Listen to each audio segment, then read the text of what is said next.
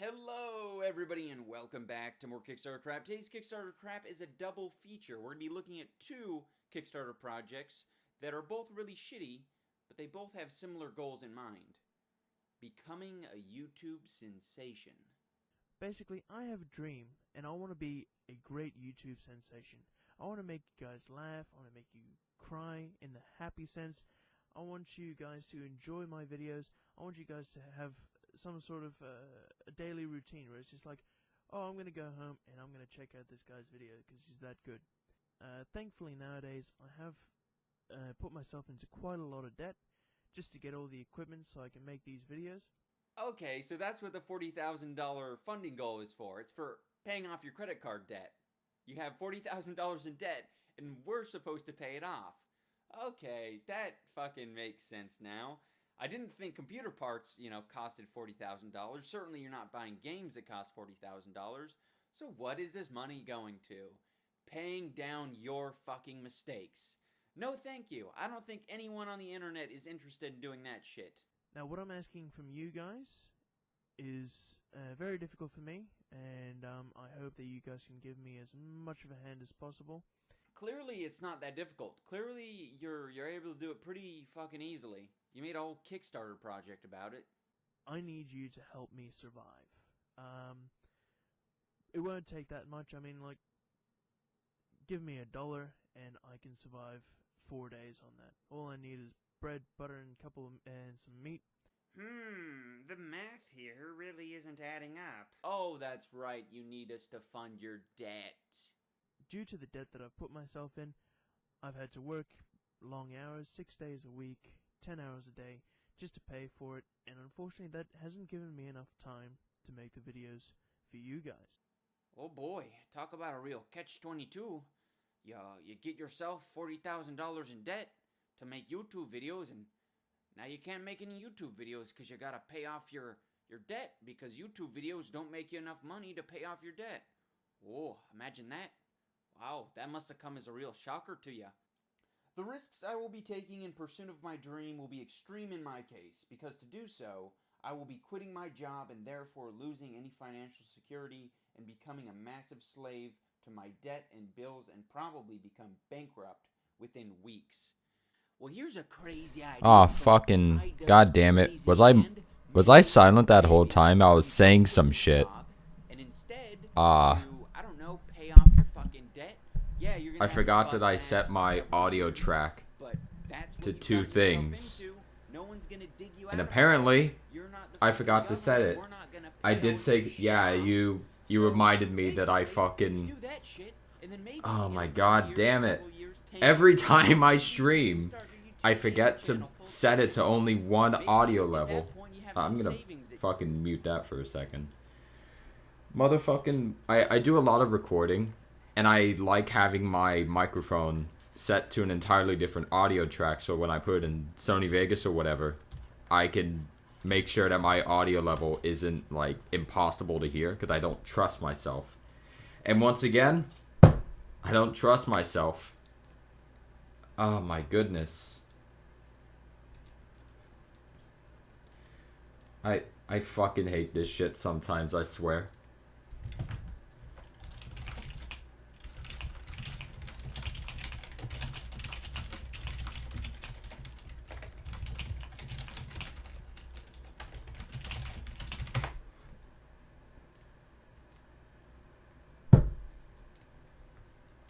Currently getting a good idea of what pose I want to be doing.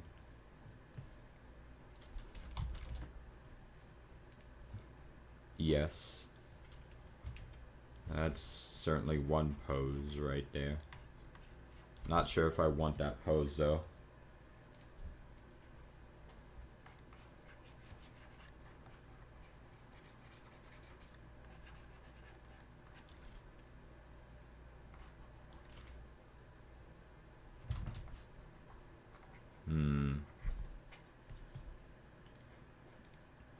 Yeah. Currently fucking deciding on the best pose I can give for this. I'm going off of the description that the person, you know, paid me to do this. And either on his side or front. And you know, I already made a thing where he's like lying down on his front. I wanted to try a different pose this time. So I don't really want to do a reiteration, otherwise this commission would possibly be unnecessary, and I find that to be slightly annoying.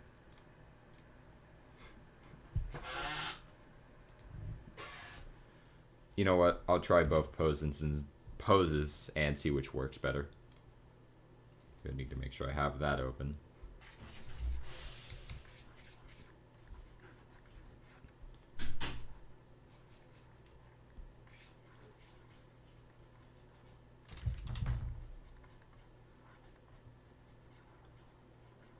There we go.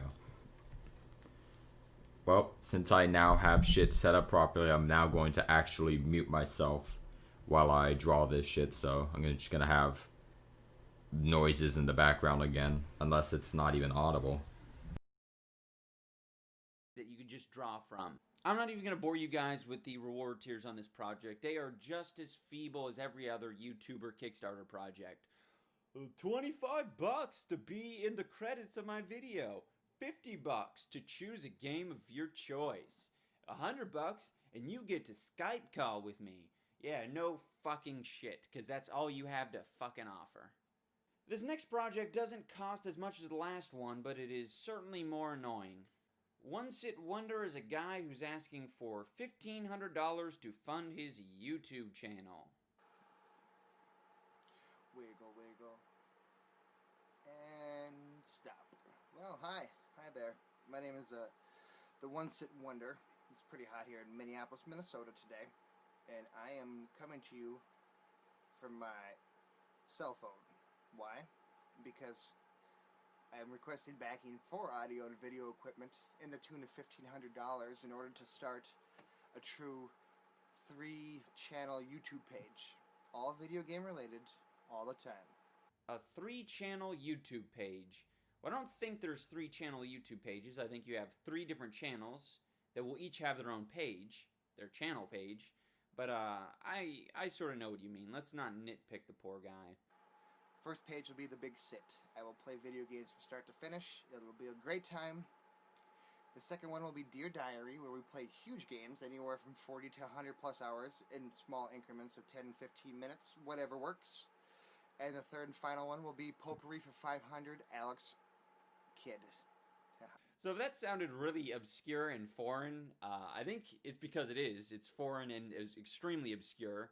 It's like 3 different references packed into one abomination of a channel name. The site will not have my face on it. I will not be visible unless it's demanded, and I don't see why that would be. Unless you want to look at some of this. Look at that butt.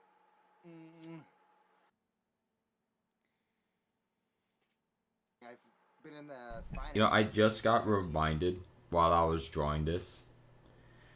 Fucking last night, I installed Adobe Animate. I went, you know, hey, I want to do some 2D animation again. This could be neat. Why not? Motherfucking... It like does all the usual install shit, and I didn't really want Adobe Creative Cloud on my PC because it's like I just simply don't want it. I'm only going to be installing one of your damn pieces of software. I don't need the whole damn thing on here. Well, guess what? It basically force installed itself onto my fucking PC out of nowhere. It was so abrupt. I had to fucking just... Oh, God. I had to go into the services to turn it off because every time I crashed the programs individually, they would just turn themselves right back on. I'd have to fucking fight with it. It got so bad, Explorer crashed. So that was fun. Which, by the way, why the hell is motherfucking Explorer much more finicky? Because the version that I'm using, I'm on version 1803 or whatever.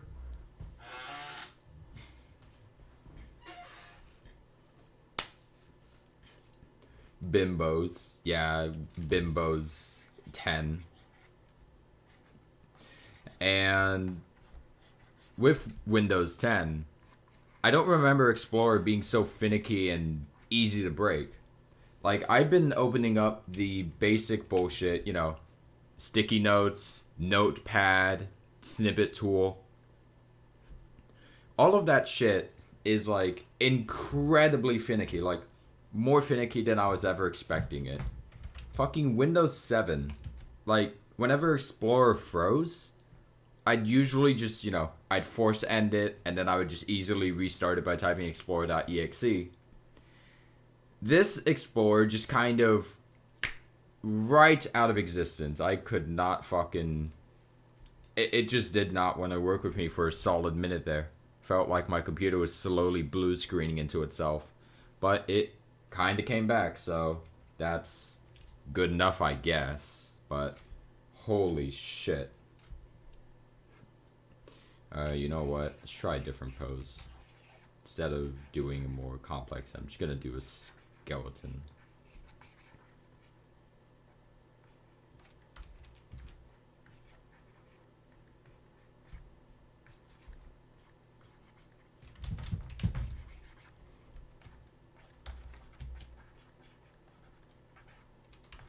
Oh, whoops.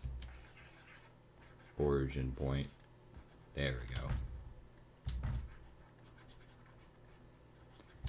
If there's one thing that I hate about drawing shit with snout-related characters, is that no matter how many times I practice with it, it will always look weird as hell to me. It's probably because, like, I'm more used to round-headed drawings of characters and stuff. And the official reference and the character thing I'm going off of, the both of them have hard-edged backs when it comes to where their necks are and all that, so it's like, goddamn.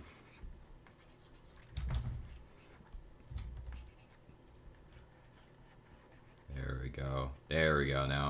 Now I think I'm getting somewhere. Maybe, I don't know.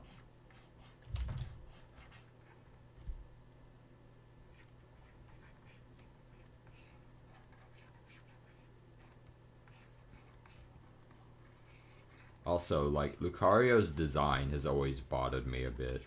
Mostly in just how, hey, here's the torso, and then here are the thighs. The thighs expand out so fucking far out, throws me off. Like, I like the design overall, it's alright. But holy shit, it just throws me for a loop. Real strong right there. Let's see here. Okay. Good idea of where all that is. That's fur right there.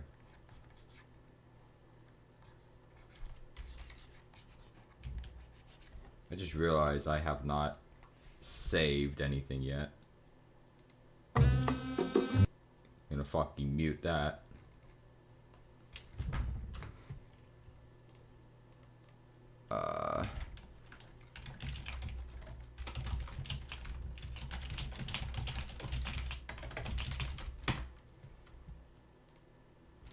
Oh, there we go. That should do it. That's quite a screen. I would say it is quite a screen. Also, I'm currently deciding on which pose to go for. Like, you know, here's this one. Let me quickly put on his legs, and then I'll ask for additional directions. Oh, man.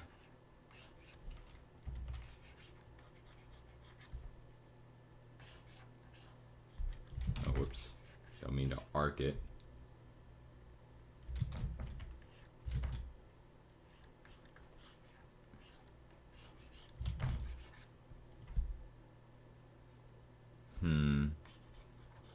Yeah, there we go. Just work with that for now.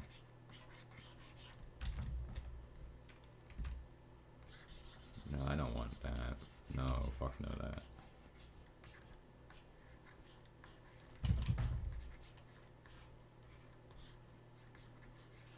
Ah, there we go.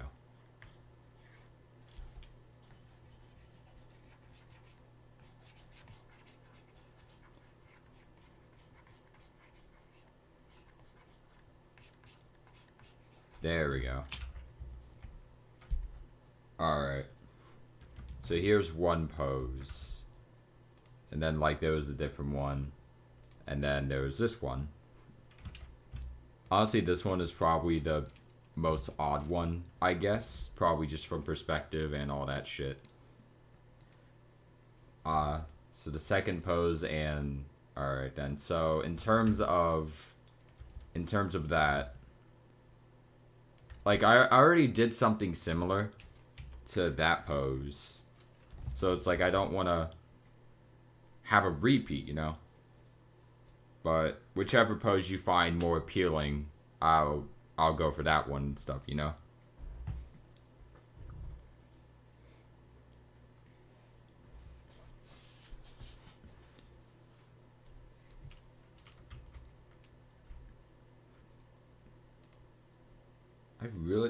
I really want to play music in the background, but the YouTube copyright thing's gonna get on my ass. It's gonna mute me or fucking block my stream or whatever. I just want to listen to some Adult Swim bump music. What the fuck's wrong with that, YouTube?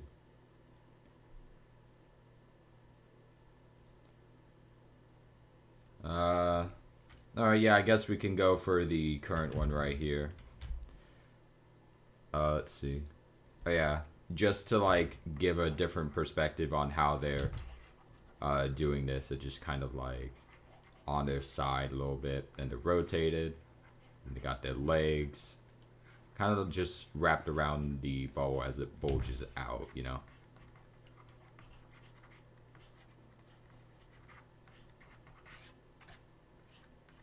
So it's kind of like that. Yeah, a little bit of an elbow kind of thing. There you go. That's the idea I'm going for. In fact, now that I've drawn the even faster sketch, I'm not sure which one I want to go for. That one kind of gives a little bit of a better idea of what I want to go for. This one's more like, I don't know.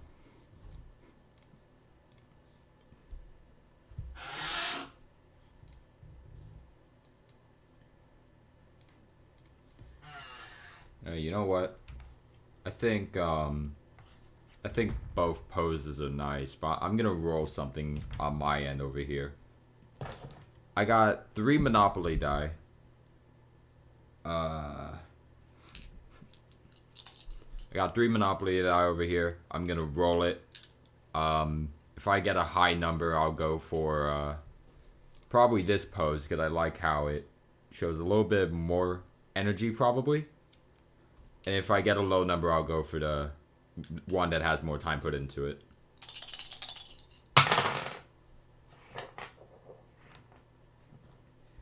Actually, no, that was a bad roll. Hold on. Oh my god, it keeps clattering on other shit. There we go. I got a 13.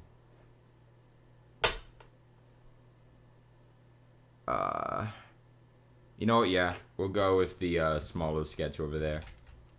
Goodbye, other sketch that I was putting effort into. You are removed from the equation. Gonna make that one larger and start adding detail to it.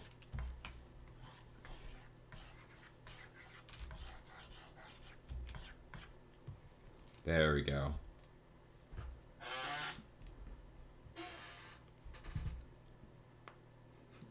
I've never heard of an artist that uses dye to determine what to do with art. Well, there you go. There's the first. I usually use my dye just so that I can get decisions out of the way, because sometimes I just can't fucking settle on one thing. So I just let RNG decide it for me. And usually it's pretty cool that it does it. Other times it leads to chaos, and that's not as epic in the slightest. Ah, fuck. Alright.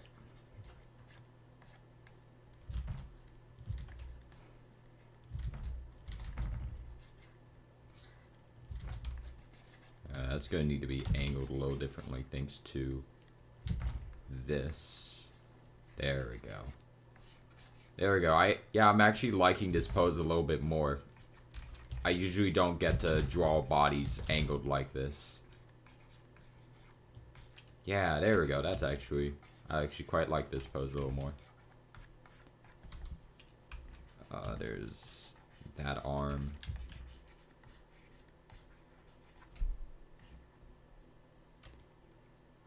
Actually. Let's see here. Alright, I'm going to... I don't know if I should start playing Adult Swim bump music. I have an entire playlist over here on my other monitor. Fuck it, I'll just continue having iDubbbz in the background. Here we are. Hey everybody, and welcome back to more Kickstarter crap. Today we're not going to look at the potato salad project, even though you guys have been sending me a shit ton of messages and emails about it. I've seen it, I've seen it, guys, and I'm not impressed by it. It's certainly bullshit, but it's hard to call it crap. And the one reason it's hard to call it crap is because it's successful. Now, nothing spectacular was done to make it as popular as it's been. It is really, the fucking Flappy Bird effect, where random shit can become popular because the internet. Like, nothing more than that. So, the person who's running it isn't the sharpest tool in the shed, and nor are all the fucking copycats, which is sort of what we're going to look at today, guys. So for those of you who are unfamiliar with what the Potato Salad Kickstarter project is, it is simply a project that is about potato salad. I'm making potato salad. That's all it says, and in the title it says potato salad. It shows a picture of potato salad, doesn't have a video, and the reward tiers are probably the most, I guess, nice part about this Kickstarter project. One of the reward tiers is legitimately offering a bite of the potato salad. It sort of remains to be seen how that's going to be delivered, but I'd imagine just like a little shot glass size container, refrigerated with some fucking dry ice or something, and it's going to be shipped to you. I don't know how it's going to work. Like I said before, it's bullshit, but it's not necessarily crap. Not yet, at least. We'll see what happens. Kicking off our list of the top 10 potato salad impersonators is I Am Also Making Potato Salad, a project by Ben Strothman. Yes, we got just straight up copycat, you know. He just says, well, one guy made potato salad, made $30,000. Probably going to be a lot more by the time it's all said and done. But maybe there's a market here. Maybe there's a market for potato salad, you know? Not even necessarily giving people potato salad, just fucking making it. You're a fucking idiot. I forgot to mention that his potato salad looks like scrambled eggs. And the number 2 spot is taken by Albert Yuen, Japanese potato salad. Oh man, talk about a twist on potato salad, am I right? Japanese potato salad. You know, if there was one thing that Kickstarter was missing, was a Japanese variation of the American classic. Basically, I was inspired by this guy. He then links the Kickstarter project of the original potato salad. I mean, serious kudos to him.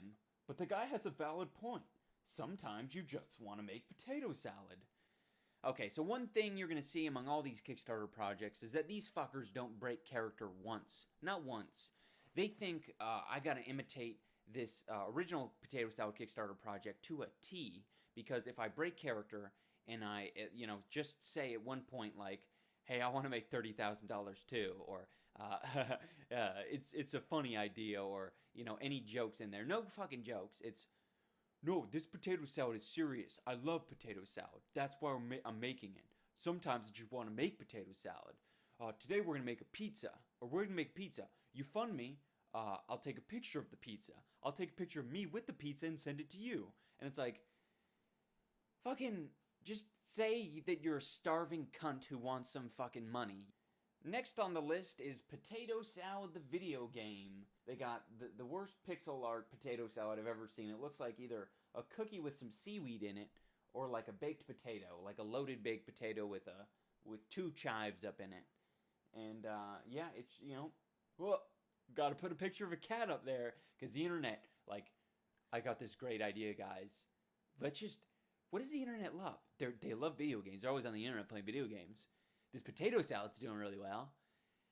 Dude, what if we had a cat? What if we had a fucking cat? The internet loves cats, don't they, guys? Let's fucking do it. Features include potato salad made with organic Unity 3D. That's a joke that people are going to get because the internet likes video games, you know? Oh, this is going to go over really well. Let's have the funding goal $11. What do you say, guys? Are we fucking retarded, or are we retarded? Let's do it. Let's do it. It doesn't cost that much to make a Kickstarter project. In fact, it doesn't cost anything. Let's just fucking do it. Let's just fucking do it. 1080p graphics. P as in potato. The design is really good. Picture of cat. The internet's gonna love this shit. I want to say that the problem with all these Kickstarter projects is that they are a bad laugh. There are things that you can do that take, a couple minutes, and it's a good laugh. You can get a good laugh out of a couple minutes of work. The problem with a lot of these is they at least spent like a half an hour to an hour thinking of shit to say and posting pictures and stuff, and it just doesn't yield any sort of fucking laugh whatsoever, so I can't say that it was at all worth it, because I truly, from the bottom of my heart, feel that most of these fucking idiots, they made it because they want to make $30,000 from a shitty Kickstarter project. That's really all they did. Like, they don't care about making people laugh. They legitimately just want to fucking pay me to be stupid. Please pay me to be stupid. The next project is The Best Damn Sandwich in Town by Adam Hobson. The fucking hits just keep on coming, guys. We got a sandwich that looks like piece of shit. I want to make myself the best damn sandwich in town out there. Screw potato salad. Sandwiches are the king of tasty and easy to make food. Okay, so just gonna reiterate the fact that they're staying in character. Okay, they're fucking staying in character. They're like, this is hilarious. This is hilarious, and this would be even more hilarious if I got that 30 grand. Fuck yeah. Fuck yeah. This would be great. Can't wait till I get my internet popularity and I get paid in thousands of bitcoins, possibly hundreds of thousands of bitcoins. Maybe I'll be featured on the website with Grumpy Cat. I know that some of you guys are saying to yourselves, iDubbbz, this is just a joke. None of these projects are real. They're just having a laugh. They just having a laugh? No, they're not having a laugh, okay? They legitimately want to get fucking money, and maybe they'll, chuckle a little bit while they're taking your fucking money. I mean, they're not taking it. You don't have to fund it. But the reason I say this with all the confidence in the world is because I was just on the verge of making a video about 2 Kickstarter projects, a double feature, if you will, that are based on a project that happened in 2003, where a guy sold ad space based on 10 by 10 pixel grids. So he sold $1 million in ad space. You can go to the website. It's called like $1 Million Website or something like that. And he did it to pay for his college tuition. And I just found 2 Kickstarter projects where people are trying to do the exact same fucking thing. And, it's novel. If someone does it to start and they're successful, it's novel. Good idea. But any people who are trying to repeat that shit, good fucking luck. Good fucking luck. But it's the same people doing it here. It's like, it was the same thing for Flappy Bird, right? It's like Flappy Bird, $1 Million Website, and now Potato Salad. Hey, that has a name. That should have a fucking name, shouldn't it? Does it have a name? Because it's call it the Flappy Bird effect, call it the $1 Million Website effect, call it the fucking Potato Salad effect, call it whatever you want. I think it's a legitimate effect where people see money to be earned somewhere and try to clone it and try to fucking clone it and make the same amount of money. I think with Flappy Bird it was actually semi-successful because you offer that shit for free and no downside there. The French name for Vizdoc is Psychowhack. Psychowhack. I'm not sure how to say that, but that is quite the name. Excuse my inability to speak English. Generic noise. Fuck. It's not fucking just people want to take your money, and they're assholes, and they're stupid, unoriginal assholes. That's not even, the worst part isn't that they're necessarily imitating people or trying to be funny. It's not bad if you try to be funny. It's just when you fail as badly as you do, and it takes this much time and effort to be funny. Like most of the shit that I say is like off the cuff while I'm recording. This as a joke, oh my gosh, there's hardly a punchline. You send someone that, and it's like, yeah, you copied someone. Good for you, you fucking idiot. Okay, guys, I have seen enough of these shitty Kickstarter projects, so instead I'm just going to go to kickfail.tumblr.com/fuckoffallofyou to look at all of the shitty-ass Kickstarter projects that are trying to do the potato salad thing. We got a few of the ones I had mentioned before, and then we have coleslaw, then we got coleslaw, then we got random pizza, ! Making a pizza like the one I screenshotted, BBQ ribs, omelet that's better than potato salad and coleslaw, boiled egg, chicken soup. The list keeps on fucking going. So, yeah, someone else is looking at these shitty fucking Kickstarter projects. But the last one, and I think it's important to end on a good note, is tacos and burritos. Let's take a look at the video. Oh, they got a video. This is dope. Tacos and burritos, tacos and burritos, nam nam nam nam nam nam nam. Tacos and burritos, tacos and burritos, nam nam nam nam nam nam nam. Tacos and burritos, tacos and burritos, tacos tacos tacos tacos, nam nam nam nam nam. Tacos and burritos, nam nam nam nam nam nam nam. I'm fucking done. That's going to do it for us today, guys. Thank you so much for watching. This has been the potato salad and potato salad clone Kickstarter crap video. Thank you so much for watching. You know, keep on sending me messages about what Kickstarter projects you find that are crap, and I will keep making videos. It's sort of a nice reminder. You guys have been doing that a lot lately, and it's just been sort of reminding me to just keep making videos, and I appreciate it. So thank you so much for watching. Remember, Facebook, Twitter, YouTube, on TV, and remember to tune in next time when I alleviate your ailments.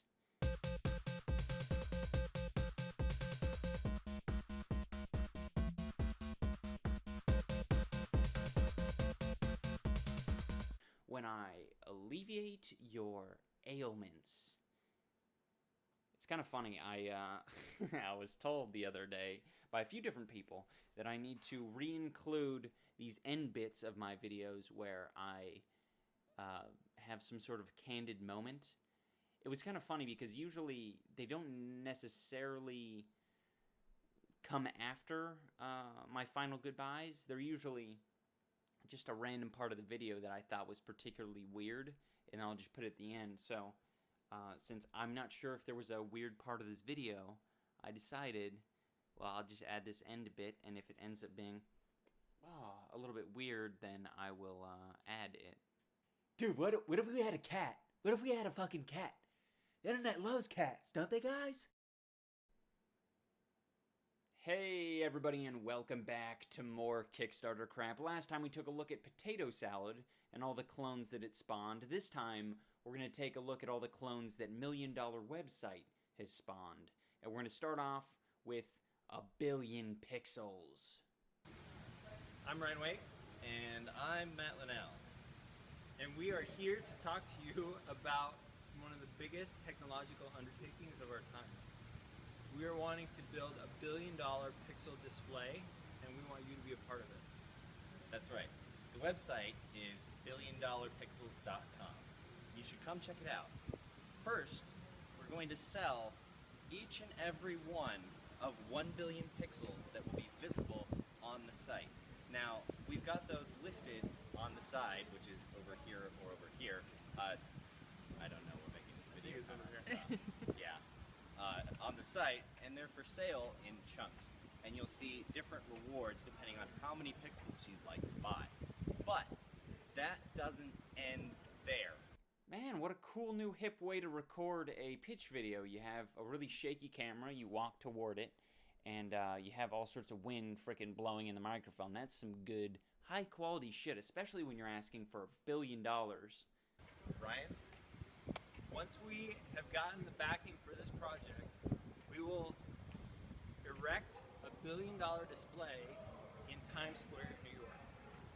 For the first month, we are dedicating the space of that display to you as a backer. And there are various options under the rewards. Just to show you how big that display will be, we're going to run across the street here and give you a little look-see. Fuck. I feel like I accidentally drew the arm just a little too long there. I'm not sure, actually. We want you to be a part of it. Go to www.billiondollarpixels.com.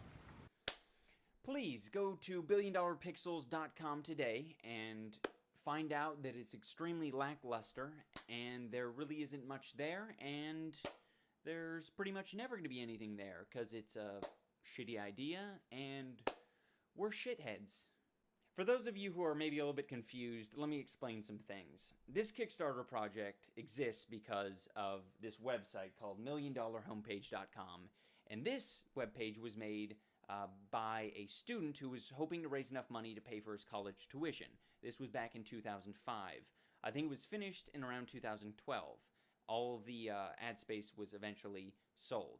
So these guys obviously just want to make $1 billion the easiest way possible. And the easiest way possible is by selling ad space at a premium price. You know, a block of pixels for $100. Oh, that's so affordable, and it makes so much sense for me to spend my fucking money on that.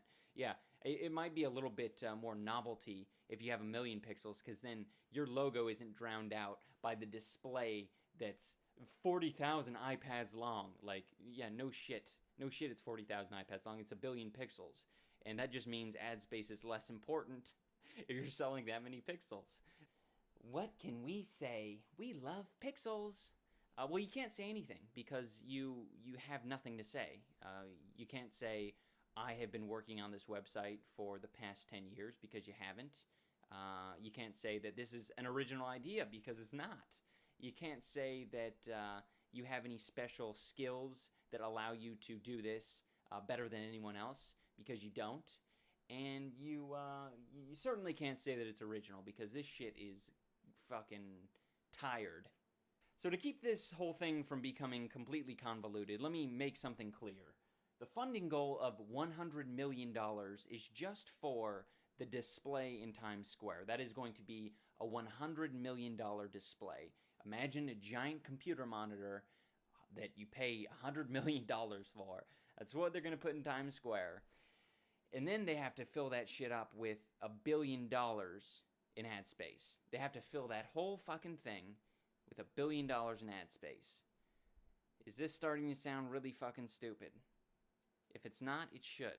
Now, if the last project wasn't stupid enough, we now have the $1 million soccer flag. Hi, my name is Marwan Besbes. I'm the creator and the founder of the $1 million soccer flag. It's an idea that I created to leave a mark, to be part of soccer history.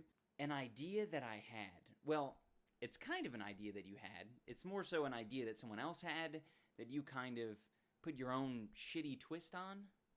Also, it's a project that I want to show the power of the group. It's not just a company that created for the money. He wants to show the power of the group. Well, you don't need to show the power of the group. It's already been done. It's been done by $1 Million Homepage. It's been done by Potato Salad Kickstarter Project. You don't need to do it. You don't need to show the power of the group. I'm pretty sure everyone knows the power of the group. Yeah, if 20 people lift up an SUV, they did it because they're in a group of 20 people. They didn't do it because fucking magic. We already know what the power of the group is. You don't need to show us what the power of the group is, you fucking idiot. I want to give the chance to everybody to write his name on soccer history and to write anything they want on this flag. No, this isn't soccer history. This is how can I take people's money history. This is potato salad history. Also, I would like to leave a lesson, a small lesson for anybody who have a dream that all what he needs is a bit creativity and a lot of courage. So I have no doubt that I'm gonna succeed in just a matter of time. And like I said, I hope you like the idea and I hope you like the concept and I hope it will be inspiration for a lot of people and a lot of hopes. All right, bye-bye. Correct me if I'm wrong, guys, but I'm not sure that there is a flag representing all of soccer. There's no flag with a soccer ball in it showing, yes, we are soccer, we are football. That doesn't fucking exist. So when he says flag, he just means either the flag of his fucking home country of Brazil or some other fucking random ass place, or just a blank white flag, a white flag. Both projects openly admit to copying the $1 Million homepage. This one says, a friend of mine told me about the guy from the UK who sold 1 million pixel for $1 each to pay for his university. So there you have it. He knows that he's copying fucking $1 Million homepage. He doesn't give a shit if he's gonna get in that money. Yeah, I don't care. Next thing to do is a $1 Million iDubbbz wall. Hey guys, fund my Kickstarter project. I'll write your name in Sharpie on my wall for $100 a piece. That's actually more affordable than this shit because he's doing $100 a piece for a digit. I'd at least be giving you $100 a piece per name. The other day I was told by someone that I'm way too critical on all these Kickstarter projects and that I have no idea what it takes to actually create something. And I'm so out of touch because I just make fun of so many Kickstarter projects and it actually takes a lot of money and hard work to create crap. And you know what? I gotta say, they're right. Introducing my newest Kickstarter project, the $1 Million AIDS Quilt. Alright guys, that's going to do it for us today. Thank you so much for watching. This has been Kickstarter crap covering $1 Million soccer flag and billion pixel display. Thank you so much for watching. Remember, Facebook, Twitter, YouTube.com/SideUpTV. And remember to tune in next time when I magnify my moronicism.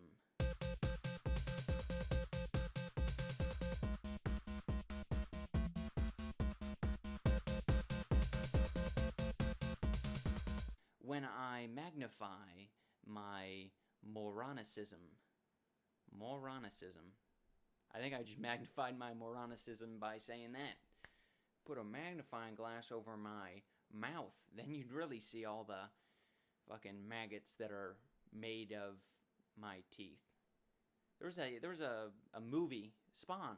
I remember Spawn. That was one of the most heinous parts of Spawn, the movie, the live-action movie. There might be a couple, but I think this is a 90s one or early 2000s one where you got this fucking short, stocky guy. He looks like Beetlejuice, but short and fat.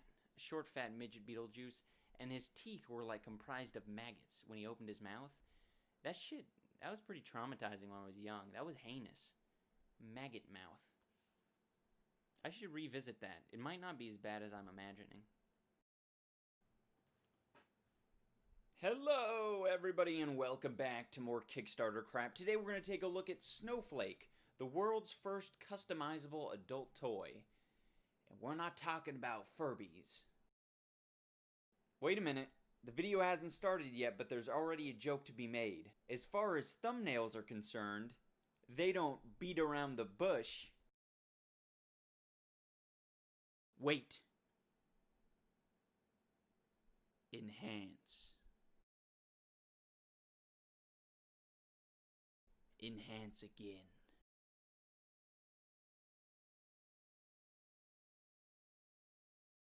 Enhance more.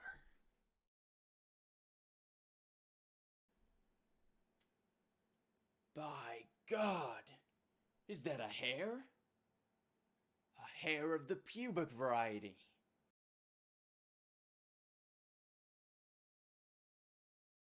Hi, I'm Kate, and I want to tell you that you're a unique and beautiful snowflake.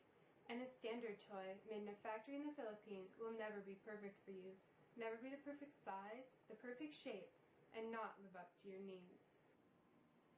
This is a snowflake toy, a toy designed by you, manufactured when you order it, and made just for you. You can design your snowflake toy on the web using our easy-to-use design tool. Find the length you want, the girth, base, curve, and shape you want. There are thousands of shape combinations, and you can easily find one that's best for you. This is going to be the first time I'm actually going to be drawing this character with his eyes open. So that's going to be fucking fun. I don't know, guys with chicken pox on their dick, you can customize a cock where it has bumps all over it. If you're into, I don't know, a guy with 3 bends in his cock, you can make that. If you have an out-of-this-world pussy, you can probably make an out-of-this-world dildo. Seems like a good idea. You can also choose the color of your snowflake, if you wish. Listen up, everyone. We need to make the next shot look really, really classy. If you have any ideas whatsoever, just throw them my way. Yeah, I have an idea. How about a glass of wine and a candle? That's genius. You can even choose to add text to the base. Snowflake toys are completely customized for you. Well, that's fantastic. You can add text to the base of your dildo, you know? And if anyone had any doubt of what you're going to be doing with your dildo, you can add the word sexy so that people know that you're going to be doing something sexy with your dildo. And if you want, you can add the word gross. So just in case you don't want any of the neighborhood kids to steal your dildo, you can just add the word gross, and then they won't touch it because they know that it's not something sexy. They only take sexy things. The neighborhood kids, they'll come around, they'll see a dildo, anything that has the word sexy on it. They're going to take it, and they're going to go home, and they're going to masturbate to it. So don't do that. Snowflakes are made of 100% high-quality, body-friendly silicone.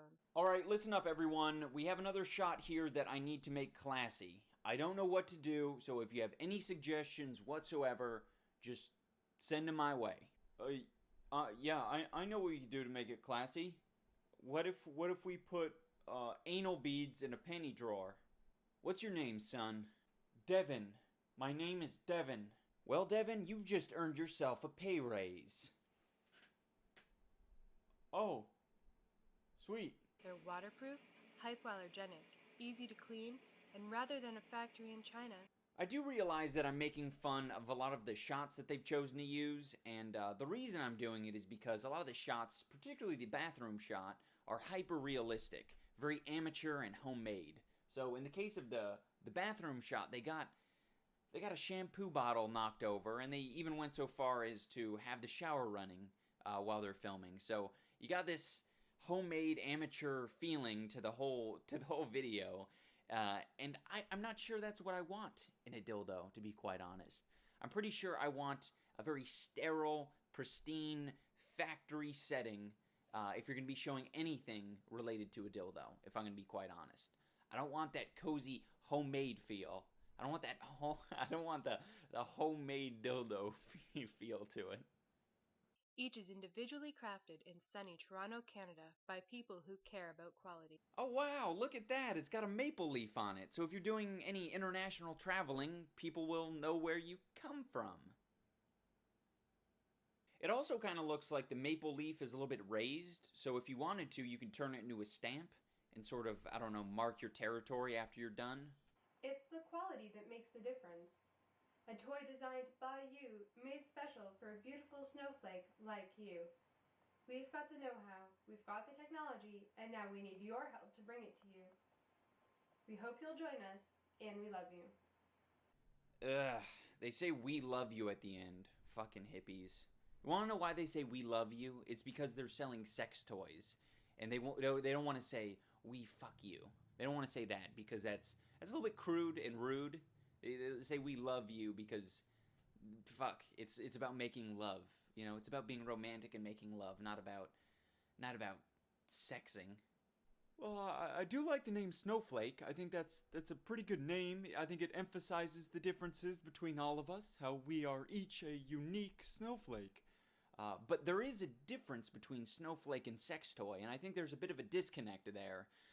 Snowflakes are delicate and intricate, and I don't fuck myself with. Unfortunately, if you go to their website, there is no wiener making tool that you can use at this time. I think the Kickstarter project is actually helping fund development of the wiener making tool, so right now you can't use it, you can't experiment and make cool things with it. But maybe in the future they will release it as an open source project that anyone can make wieners with. Now you might be asking yourself, what is a custom-made Canadian cock gonna set me back? Well, it's gonna set you back 75 Canadian dollars, which you might think is very expensive, but I would argue that that is a bargain because it is custom-made. They do have material costs, and they do put that into consideration, but I would say overall, it seems like a value to me. It seems like a value. You might not want to buy it because you have better things to spend your money on, but it does seem like a bit of a value. Overall, I think it's a very smart idea. I think it's very unique and interesting, and I think there is success to be had here, though the Kickstarter project is crappy, and I must admit, they did a horrible disservice to women in this Kickstarter project. They completely underrepresented them. There was no fleshlights to be seen anywhere on this Kickstarter project, and that's a crying shame. You know, yes all women, hashtag yes all women. Alright guys, that's gonna do it for me. Thank you so much for watching. I have 4 seconds left in this video. Remember to tune in next time when I penetrate a pizza.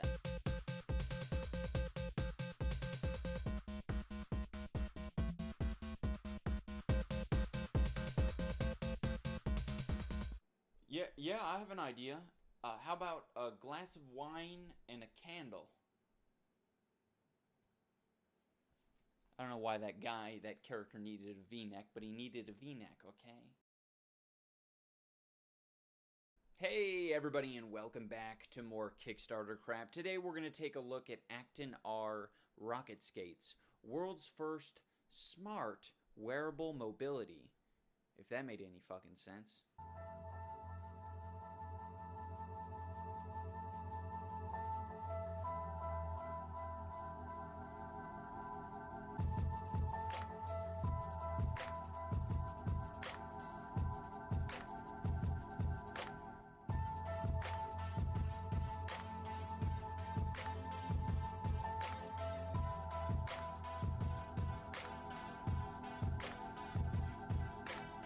Hi Kickstarters, it's here. Your promised future has arrived. Oh my god. This guy's like a villain from the future. He sounds like it, and he kind of looks like it with a camouflaged collar like he has. You know, he's actually very reminiscent of Will Ferrell from Zoolander, if he didn't have the crazy hair and he wasn't into fashion and instead rocket skates. Hi Kickstarters, it's here. Your promised future has arrived. One of the cornerstones of the flying car, jetpack, rocket skates trifecta now exists. A flying car, jetpack, and rocket skates. That is the trifecta of the promised future. Now, as far as I'm concerned, there's only a bifecta, and that consists of a hoverboard, and I think you guys would agree with that, and cyber hookers. That's all you need in the future, you know? What's the need for a flying car? You just use your hoverboard, right? It's bullshit. Correct me if I'm wrong, but, like, the jetpack, that's totally, like, promised future. And the flying car, that's totally promised future as well. But I'm pretty sure that fucking rocket skates that you put on the end there, that's sort of like a asterisk next to it, like, may substitute for any other future thing that is going to be better or worse than the fucking hover skates. It's not even hover skates, it's fucking rocket skates. Push the button to turn the rocket skates on. To get going, kick off, and once you start rolling, the 4 powerful brushless hub motors engage, propelling you to infinity and beyond. To accelerate, you tilt forward.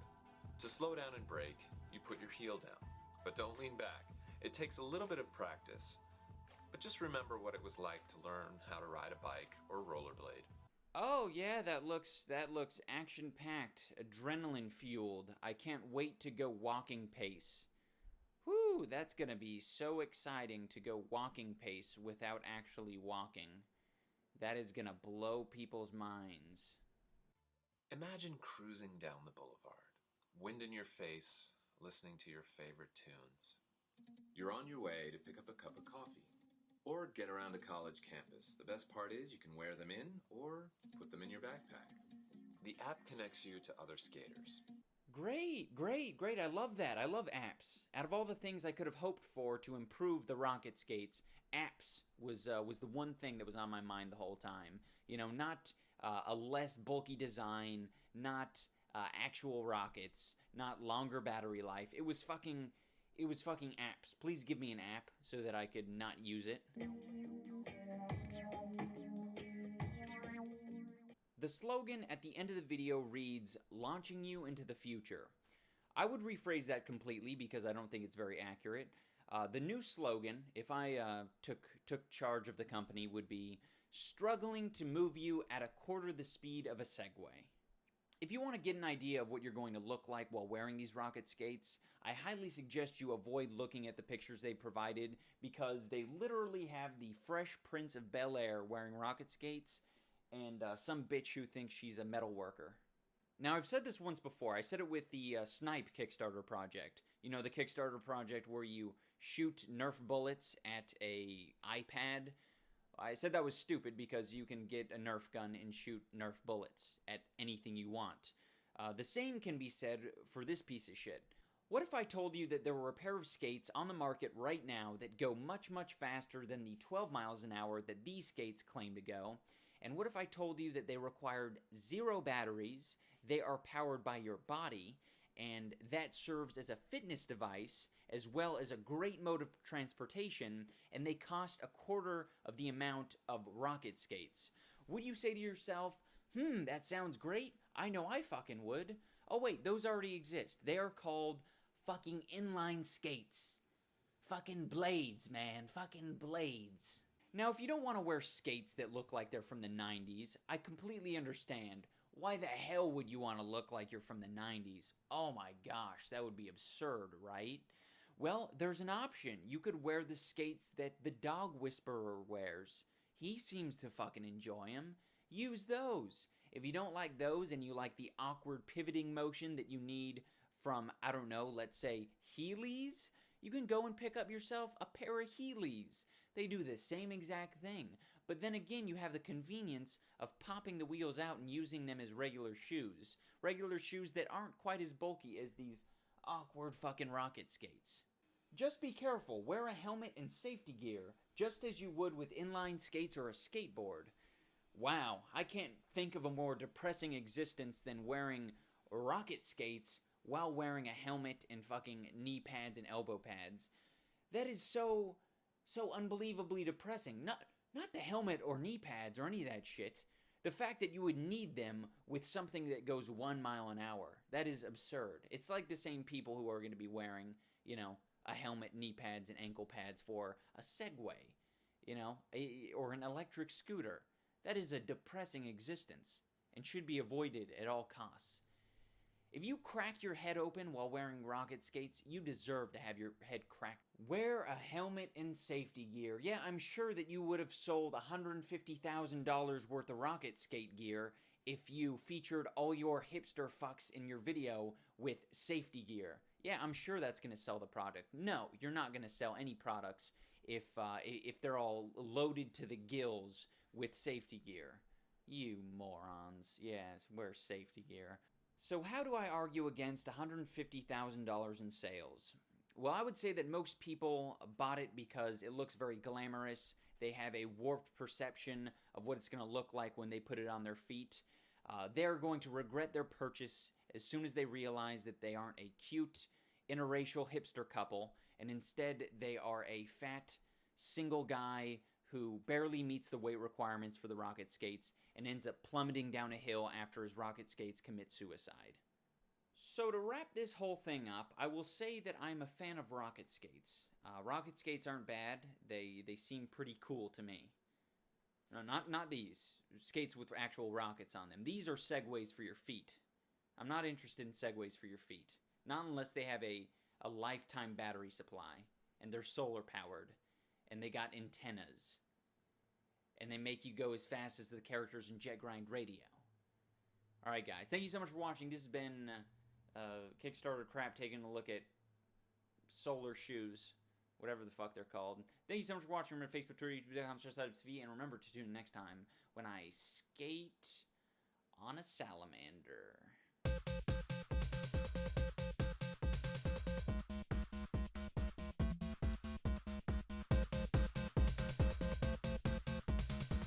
When I skate on a salamander.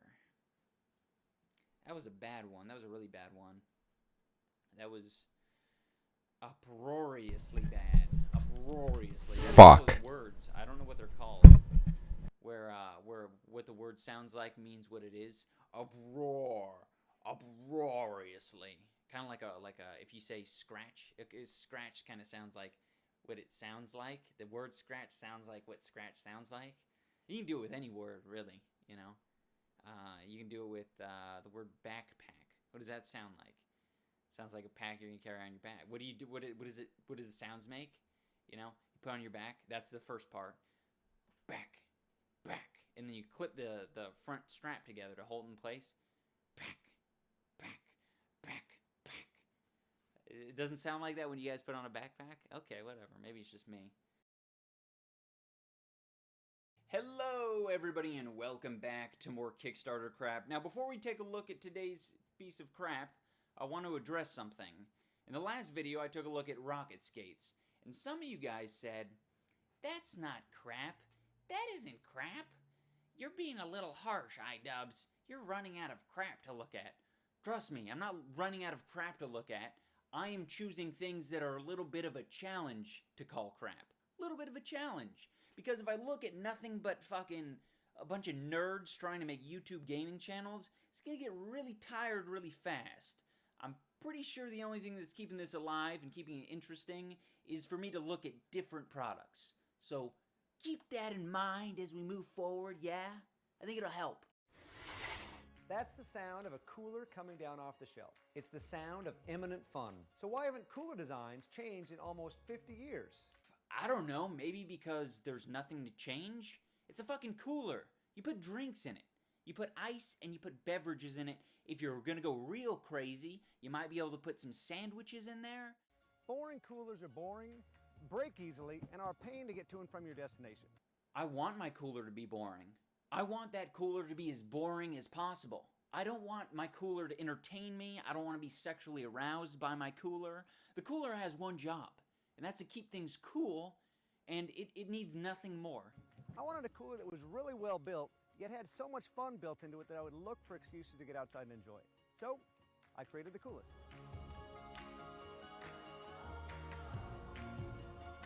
I already know why it's selling so well. There could be literally no extra features besides it being a cooler, and people are gonna buy it because you got indie music playing in the background, you got good cinematography, and you got a hip-looking cooler. That's all you need. But they're gonna eat that shit up.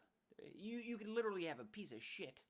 If it looked vintage enough and was maybe spray painted some chrome, you could sell a piece of shit to these idiots. The Coolest is a complete redesign of what a cooler can be. First, you've got this 18-volt rechargeable blender. You don't realize the number of places you could really go for a blended cocktail or smoothie until you've got a blender built right into the lid. You're already carrying around a cooler full of ice and tasty beverages. Why not blend them up and become a summertime hero anytime, anywhere? Why not blend shit while you're out having summer fun? I don't know, maybe because it's a chore? Maybe because I don't want to blend stuff? Maybe it's the same reason I don't want to cook a bunch of crap? Maybe it's the same reason that I don't bring, I don't know, a yoga mat? Maybe because I don't want to do fucking yoga while I'm out having fun? I just want to enjoy whatever I'm doing? And what's a party without music? The Coolest comes with a removable Bluetooth speaker that connects to any smartphone to wirelessly stream music from up to 30 feet away. It's amazing where speaker technology has come in the last few years. You can skip songs and adjust the volume right from your phone, and this little box can really put out some sound.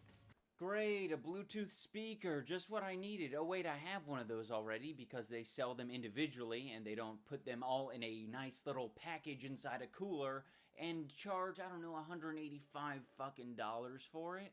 And since you've got that 18-volt battery for the blender, why not get the most out of it?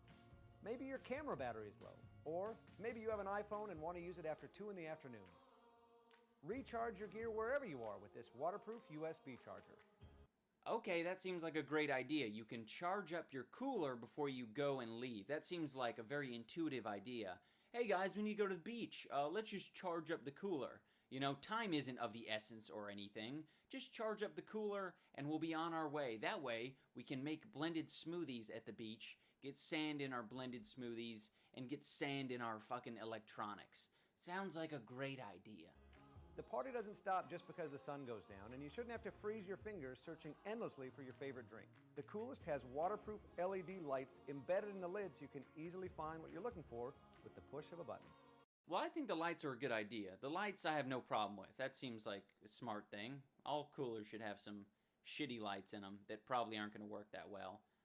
In fact, fuck the lights. They're not going to work well at all. Screw the lights. Don't care. Don't like them. Get rid of them. One of the biggest hassles of outdoor fun is hauling your gear back and forth from the car, and I've experimented with various ways to solve the problem. I love coolers with wheels, but I hate that they refuse to help carry anything else. The Coolest has you covered with locking tie-down bungees, so you can carry all your stuff in just one trip. Locking tie-down bungees. Yeah. I foresee those bungees breaking in 1 to 2 trips. You know, you guys are going to see me saying this a lot in this video. The shit's just going to break. It's just going to break. And when it's done breaking, you're going to be down $185 and be like, probably shouldn't have spent that much on a cooler. Probably shouldn't have spent that much on a Swiss Army cooler. The Coolest helps out almost like a picnic basket to make sure you always have a few key essentials with built-in storage for reusable plates, /cutting boards, and this awesome rust-proof ceramic knife. Well, he's got a point there. That is an awesome rust-proof ceramic knife, as if those haven't been on the market for 10 years plus. It's a fucking ceramic knife. You guys realize they're just bundling this shit. Yeah. Next thing we're gonna throw in is a lantern. It's like, hey, he's got a built-in lantern. Awesome. Yeah. Well, if you call in the next 10 minutes, we're gonna throw in a hoodie footy. I don't want a hoodie footy. Yeah, if you just roll out, there's a sleeping bag attached to it. You pop in the sleeping bag, good to go. Have you ever found yourself in the woods with your cooler and you just want to sleep? Well, now you got a sleeping bag. It just pulls right out. Many of you might be wondering what my solution to the cooler problem is. Well, I do recognize that there's a big problem with coolers out there, and it's just fucking people's lives over left and right. People can't go home to their husbands or wives. They can't even look at their children in the face anymore because they have to tell their children, no, we have to use this shitty cooler when we go to the beach. There's no other option. Trust me, I realize it's tantamount to smallpox and gun violence. Regular cooler tires are flimsy and sink right into the sand. We designed the coolest wheels to be twice as wide to roll twice as easily.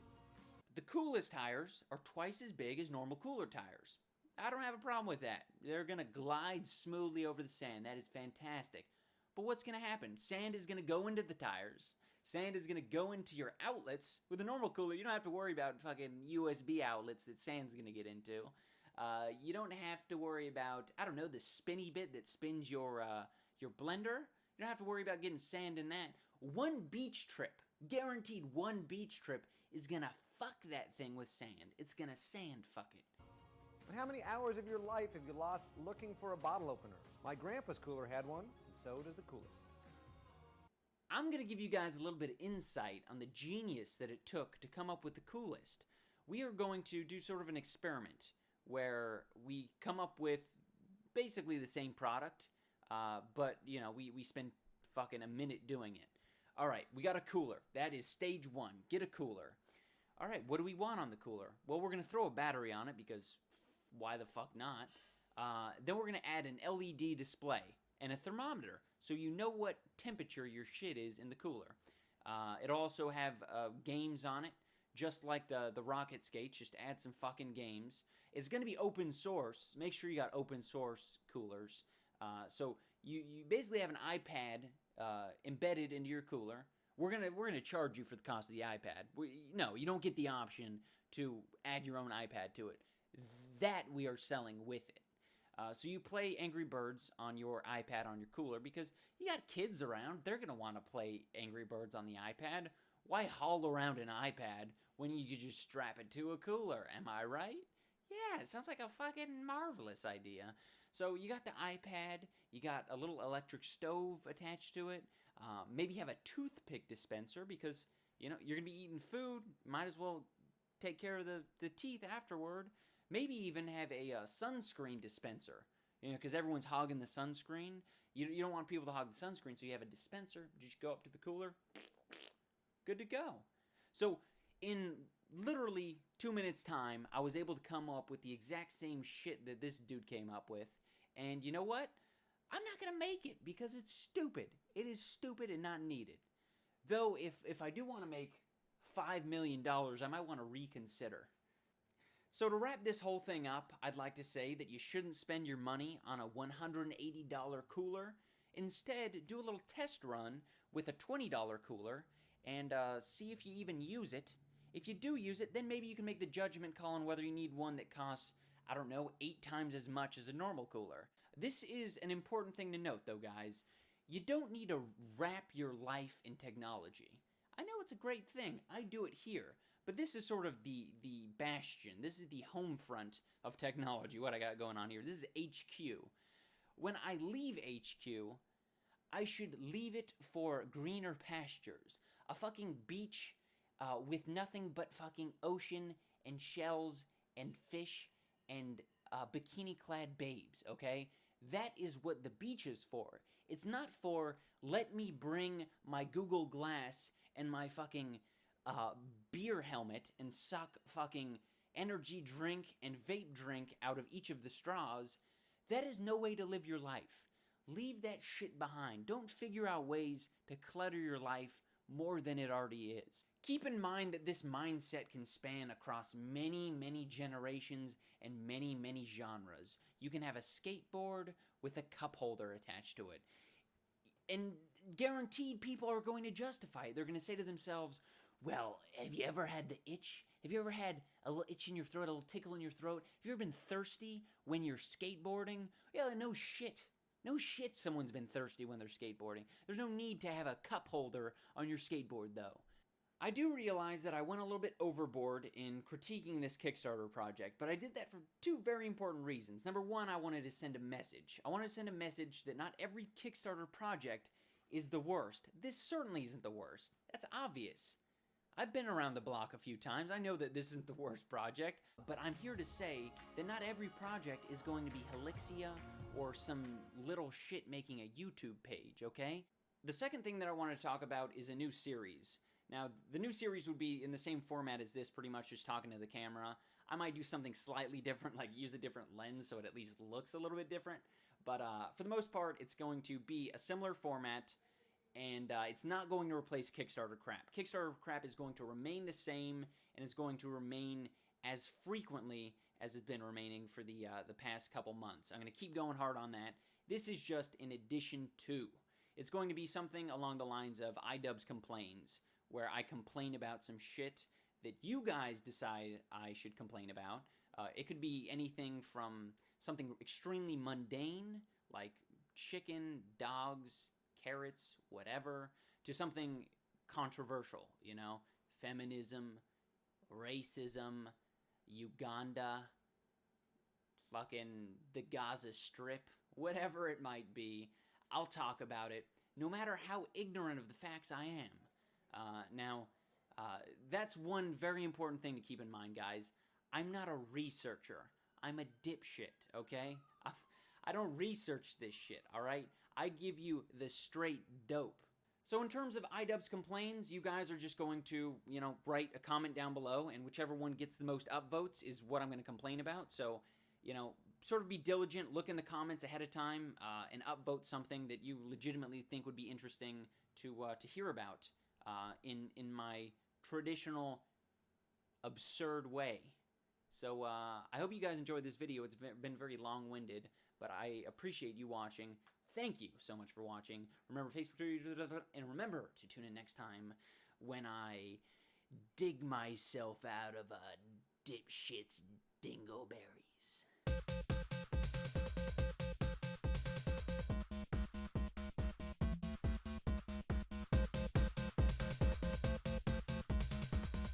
Dig myself out of a dipshit's dingleberries. A dipshit's dingleberries. I'm hanging on a dingleberry. A dingleberry of a dipshit. My life has been nothing but horror. Horror as I'm rubbed up and down against his taint. It's been an awful life I live. I've had to scrounge for all sorts of scraps. An occasional kernel of corn. I don't know what corn is, but I imagine it's very similar to corn. It's basically what digested, shitted out corn is. Corn. Just add an R in front of the O and you're good to go. Wait, corn? Yeah, that's right. I'm not very smart sometimes, but that's because I'm a dingleberry on a dipshit's taint, or whatever. Hopefully this sufficed in the final portion of the video. Cornholio be with you. Hey everybody, and welcome back to more Kickstarter crap. Today we're not going to look at a $5 million project. No. We're not even going to look at a $150,000 project. We are going to instead look at the lowest common denominator on Kickstarter. We are going to look at things that don't have shit sewn through. We're going to look at things that are encased in shit. Things that are shit from top to bottom. Things that have a shit cocoon around them. Okay? We're going to look at YouTube gaming channels and Twitch streaming channels. The first piece of crap that we're going to look at today is called Abrax Games. Moving up in the world, parentheses, YouTube funding. So, you can really just scroll right past this project because it says YouTube funding right in the title. And it's sort of an oxymoron saying, moving up in the world, parentheses, YouTube funding. That's like, it's like, you know, you're not moving up in the world. You're getting funded by YouTube. You're being a goddamn leech. You're being a parasite. And besides, you know, the title being shit, the picture that accompanies it is terrible. But like one thing you're gonna see with a lot of these fucking terrible projects is that they somehow manage in the 21st century, in the year 2014, they somehow manage to not get the pictures right. I don't care how poorly your shit is illustrated, have it be a proper resolution. The next project is appropriately titled Help Me Become a COD/League Girl Streamer. For $2,000, no fucking thank you. I have much better things to spend $2,000 on than getting a goddamn shout out. Now, I might get like a Skype call if I spend $2,000, so, you know, that might be worth it. talking to a girl. Oh god, I'm getting a fucking semi just thinking about it. Okay, we're gonna take a brief breather from all these shitty Kickstarter projects that we've looked at, all 2 that we looked at so far, because I want to show you. Here's an example of a project that can actually have a good image. It's a high resolution image of a goddamn headset. I mean, to be honest, what else are you gonna put there? A screenshot of a game? Everything else would be sort of disingenuous. So, good on him. He put a screenshot of a headset. He's got a reasonable goal of $500, and then he talks about how he plans on using Newegg to acquire the hardware required. Yep, guys, I literally have nothing to say in this. For everyone who plans on making a YouTube gaming channel Kickstarter project, just fucking say one sentence. I'm begging you for money because I can't earn money on my own. That's all you have to write. Our next project is called The Streaming Life. And the reason that we took that break to look at a high quality image is so that we can now have a better appreciation for how shitty this is. 500 pounds? Yeah, give me 500 pounds. I think that's fair for giving you a good preview of the content that I'm going to make. I don't think people realize if you put up a shitty image, people are going to say, huh, if this is what he's capable of, then my money is going down the trash. Oh, the shittiest image in the world. Better pony up some money. This is my passion. Something I wish that I could do for a living. A dream, if you will. The next project is Gamer. $6,000. He wants $6,000 fucking dollars. Such a joke. What do you say? It's just like, here's someone else's good art. I don't know how it's been shared 14 fucking times on Facebook. Kickstarter must just artificially inflate these numbers, because no one in their right mind is going to share this shit on Facebook. Who's gonna share this shit on Facebook? No one. So this next project is really weird because it's either all set in the third person or someone else has made a Kickstarter project for Nancy. It says Nancy wants to stream Hearthstone. Nancy would like to stream the game Hearthstone, Heroes of Warcraft, but her computer is unable to handle the game. Nancy has just graduated from Boston University and is now unemployed.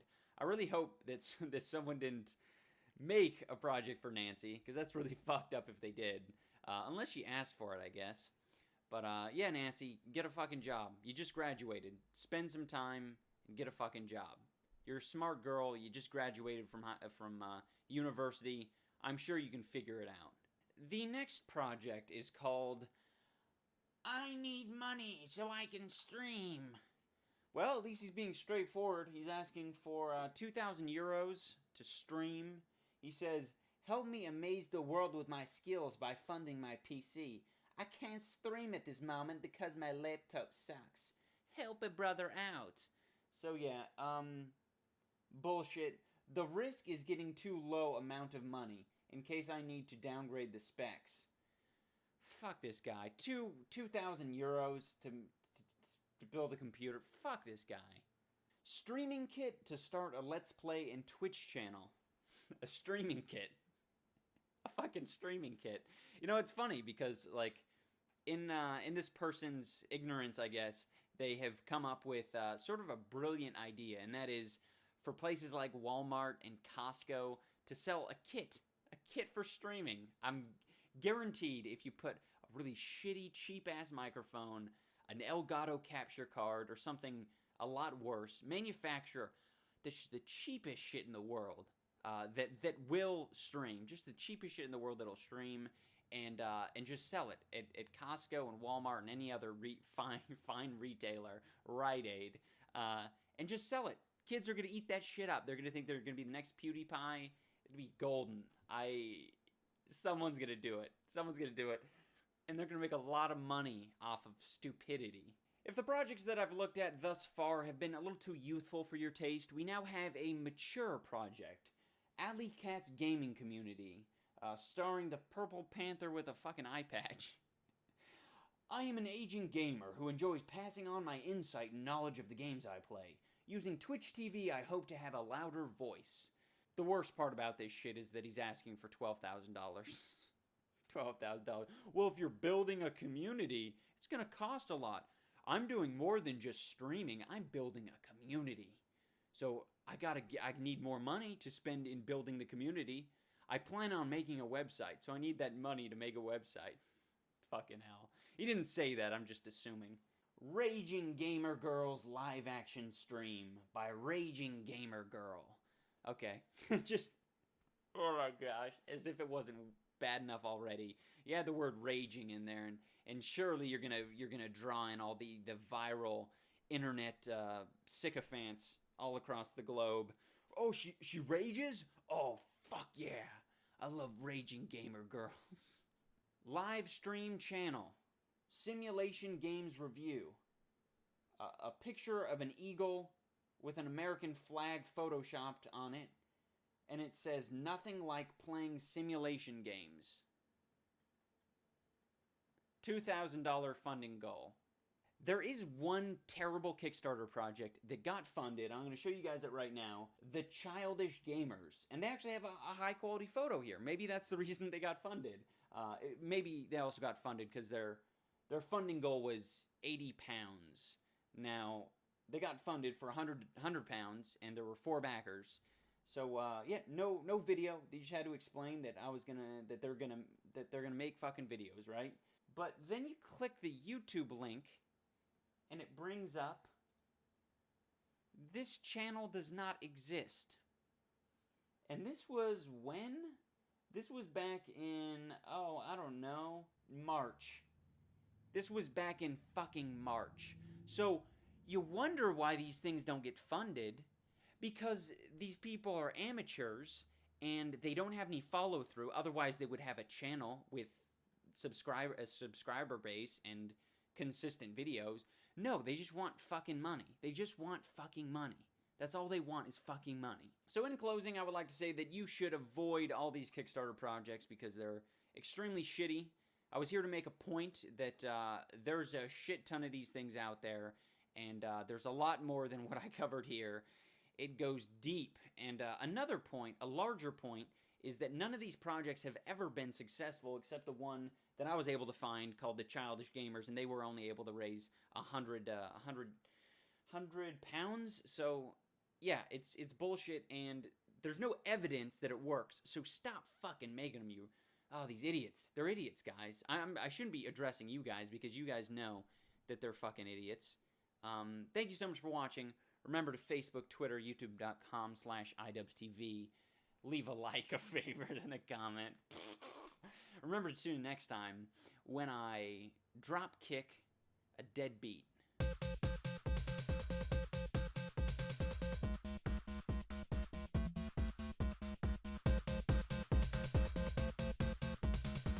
When I drop kick a dead beat. I actually really like that one, drop kick a dead beat. So, like, you guys know how I come up with these on the spot, and I look around the room for something, anything, to give me any sort of, like, mental image of something. And I looked at a drawer that I have in front of me, and I said, oh, a drawer. I'd like to drop kick that. But then I switched drawer for deadbeat. It's just incredible. My improvisational skills are top-notch, top of the line, top ramen, top shelf. You top ramen, I'm top shelf. There's a rap there that Red Jor told me about one of these days, but I don't know who says it. Yo top ramen, I'm top shelf, top of the shelf. Call me Maruchan. That is a brand of top ramen, maybe. I think it is.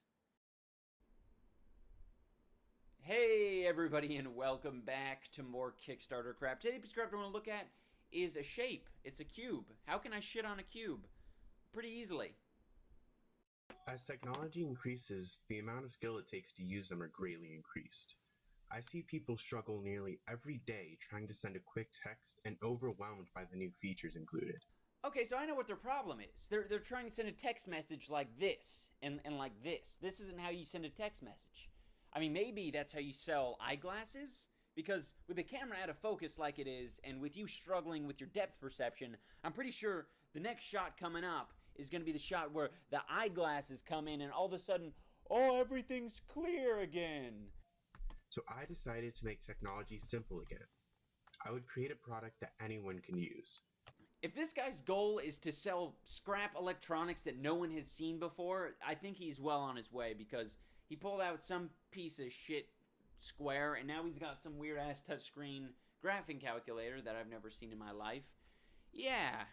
I spent months of research and development to come up with a product without wires, chargers, or even a screen. Maybe I was wrong. He came up with a product that doesn't use wires, charges, or a screen?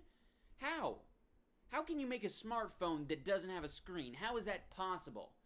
I set out to make something revolutionary. Revolution! But ready to use out of the box. A product that the old and new generation can enjoy. Finally there's a product out there that both my grandparents' generation and my generation can use. What is it? Introducing Cube. Cube is made from high-grade aluminum and manufactured with precision in the US. Okay, it's made of aluminium. I like that. That's pretty cool. But something's on the inside, right? Like you got some photons, maybe some electrons bounce around up in there. So what exactly does Cube do? Well, in concept, it's limitless. A product with no software updates and hardware that will always be current.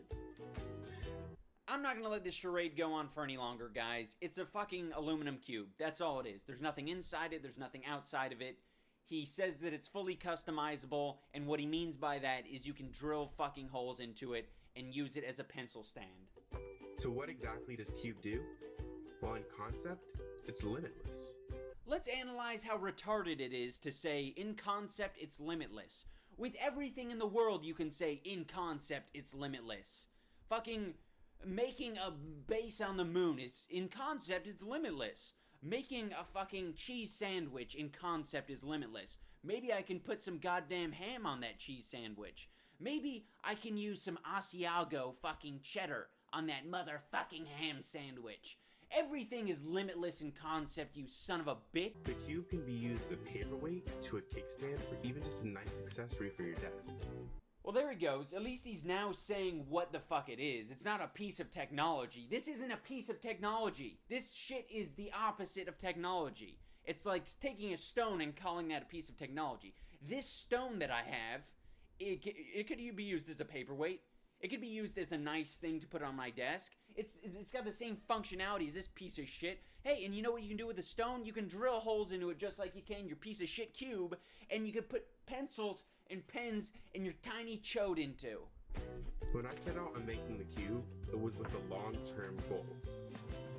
I wanted it to have a use and last a lifetime. The cube is portable. Only 1 square inch can withstand over 1,000 pounds of force, so you know it's made to last more than a 2-year contract. It's made to last more than a 2-year contract. Surely this idiot doesn't think he's competing with a phone company. He's competing with Pebblestone and a piece of shit that's lying on the ground. That's all he's competing with. It's got the same amount of utility. I think Pebblestone is probably edging him out at this point. You know, because you can at least shake it and probably get a little bit of feedback out of it. The cube is fully customizable. If you want to add a hole to the bottom to fit your needs or passions, you can. The cube is open source, so anyone can customize it or submit their designs online. He's literally just repeating all the fucking buzzwords that he's ever heard in his life. Open source. The cube is open source. Well, if he could say that, fuck it, guys. I'm open source. My anus is open source. My open sore is an open source. Color will be decided on a vote on Kickstarter. Everyone who pledges will get at least 2 votes. But if you pledge $15 or more, we'll send you a brand new cube before it's even released to the market. We plan on selling the cube for $30 later on. If you've ever been overwhelmed by technology and sometimes you need something simple, then the cube is for you. If you don't care about that, then the cube is for you. See, the cube is made for everybody. We include burred edges to make sure kids wouldn't get hurt, and a shiny design for people who think it's too mainstream.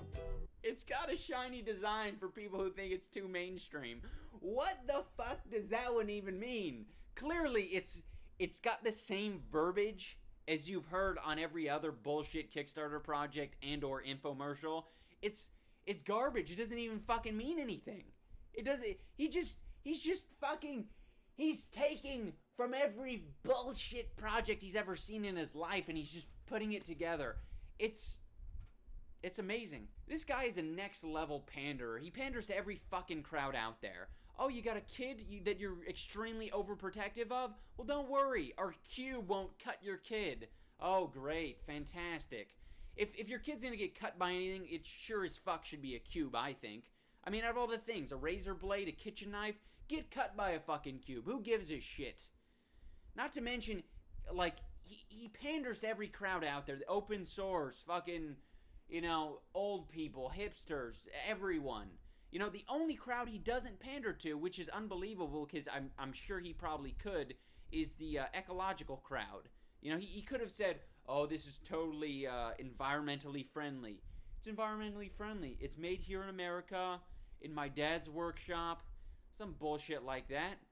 Okay, guys, that's enough of that bullshit video. We're going to move on to the reward tiers. Now, you would think that for something like the cube that's, you know, 1 inch cubed, it would set you back maybe $5.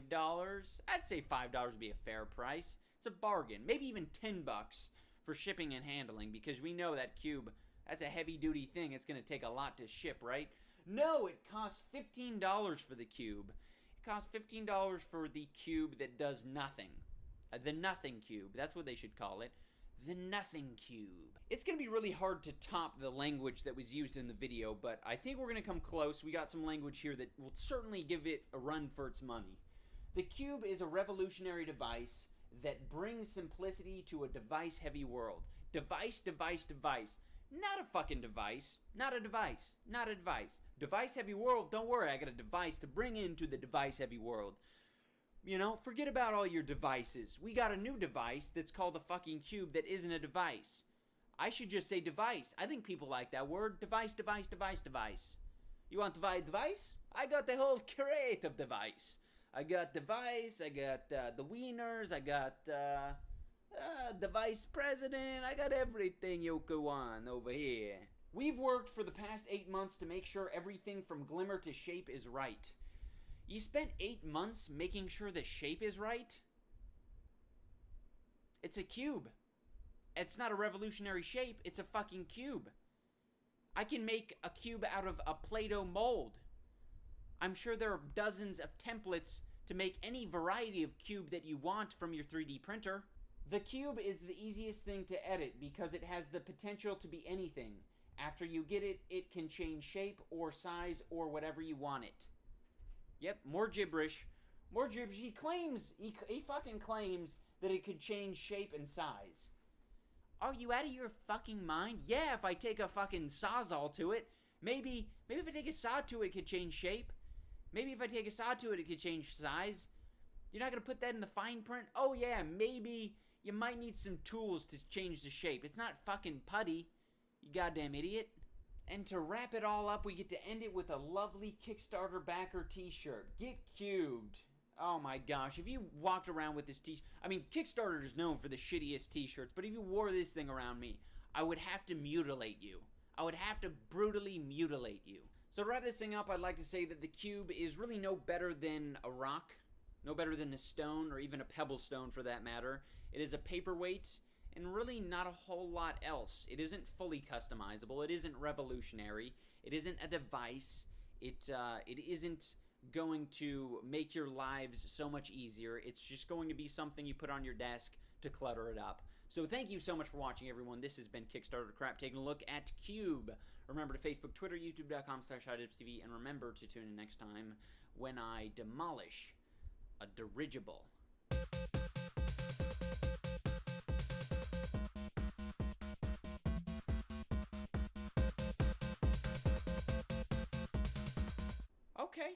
Okay, so it's made out of aluminium. I ain't got a problem with that. What's on the inside though? You got some electrons and some protons up in there, right? It ain't bouncing around up all up in there. You got some protons and electrons bouncing. Hey everybody, and welcome back to more Kickstarter crap. Today's crap we're gonna look at is sort of related to crap. This one is called I've Got Gas and I Need Help Releasing It. Hello, senor. Are you ready to order your food now? Yes, thank you. I'd love to order now. I'll have the daily special.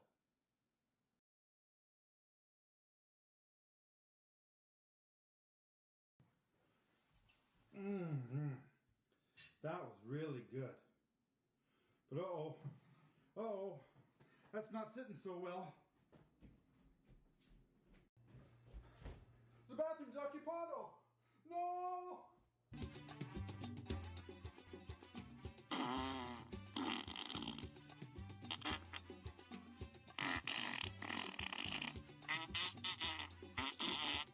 By the way, I just want to make it clear that I didn't do anything to the audio levels. These are the exact audio levels off of Kickstarter.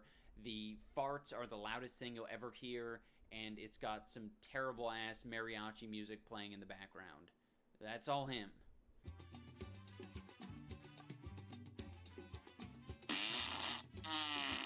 I'm finding it hard to believe that this guy actually thinks these fart jokes are funny. They've never been funny. They're fucking fart jokes. They might be good for a cheap laugh every now and again, but it's a really cheap laugh. And he's trying to make a video game out of a really cheap laugh. It's tantamount to Cat Simulator. You know what I mean? It's like, it's that level of cheap laugh. It's like, yeah, that lasted all of 2 seconds. Let's move on. Dude, you didn't even read the Kickstarter project, alright? It's not about farts, alright? This game is built on a great narrative, alright? It's all about story and it's all about narrative with this guy. Oh, okay, it's a narrative-driven game. I got you. Let's analyze that narrative. We have a guy who's leaving a Mexican restaurant. He's full. He's about to crap his pants. But he's avoiding all the pink bismuth, and he's avoiding the Tums tablets, alright? He's not taking anything that will settle his stomach. Instead, he's going after some jalapenos and some onions, and he's just consuming those, somehow miraculously not crapping his pants on the way to the bathroom, because surely if you eat more food, you're going to crap yourself, right? Or you're going to get full and you won't want any more food. Meanwhile, just avoiding the Tums tablets. That's not going to help me. Yeah, this is a very logically narrative-driven game. A lot of smart things happening here.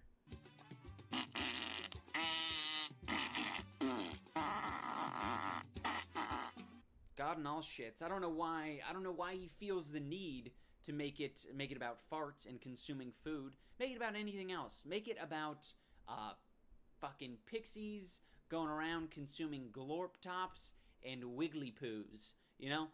It doesn't need to exist in nature, and it doesn't need to be this corny, cheesy piece of shit that you have here. It doesn't need to be about this shit. You can make a fantasy game. You don't want to make a fantasy game? You want to make it about farts? Fine. Just realize that you're not going to sell any fucking copies. What do you guys think an appropriate price point on a game like Gas would be? Do you think it would be like a $1? Because it is a mobile game after all. $1 seems fair to me. No, $5 is the lowest tier. And that just gives you a gaseous thanks. How about $10? Oh, you get your name on their website for $10 and another gaseous thanks. Okay, so where is the tier where we actually get the game?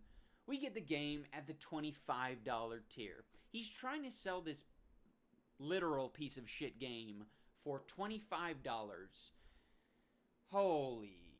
I think a better question to ask is, what do we get for the $100 tier? Well, for the $100 tier, we get a t-shirt. We do get some other things, but the t-shirt is the most prominent aspect. We've got the I've Got Gas Do You t-shirt, featuring the shittiest logo I've ever seen, and font that they got from sillyfonts.ru.co.uk, .biz. And the t-shirt prominently features their website, www.diametricgames.com, which is just the best thing to do. If you want to promote your company, the number one thing to do is have the long-ass web address on the t-shirt. It's not like people are wearing... If there's one thing that's very epic when it comes to drawing this stuff, is having to clean up all of the fucking edges around the character. Because it's really fun having to make sure that everything is nice and clean. It's what I prefer. Also, I just noticed that part right there. Yeah, there we go. It is quite epic and cool.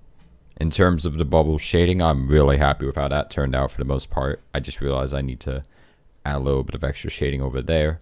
Then I'm going to start shading the character because I like going from the environment and then the surrounding object and then finally the character.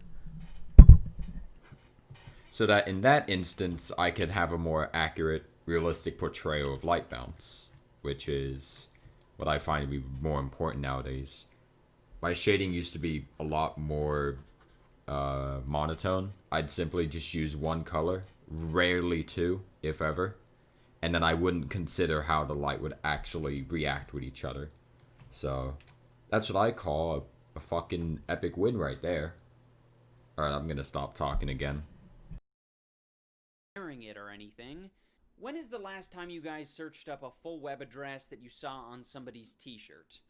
I'm guessing you've either never done it, A, or B, you are gonna sarcastically say, oh, last week, I do it all the time. It's bullshit if you say some sarcastic asinine comment like that. But, you know, feel free. I allow everything in my comments. I'm not a comment evangelist. Well, maybe I am. Hey, pretty good mustache, eh? My name is Rob Stamper.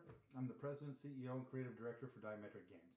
He is the president, the CEO, and the creative director for Diametric Games. Wow, that's a shit ton of titles, man. Can we stop doing this? Can we stop attributing every prestigious title that we can think of to a person who owns a company? Say, I own iDubbbz Inc., alright? I'm the owner. I'm nothing else. I'm not president, CEO, creative director, busty receptionist, anything else that I can think of that would give me a hard-on. For $250, you can have your fart in the game, though it is subject to developers' approval. As if they've shown any restraint to the caliber of fart they're gonna put in their game.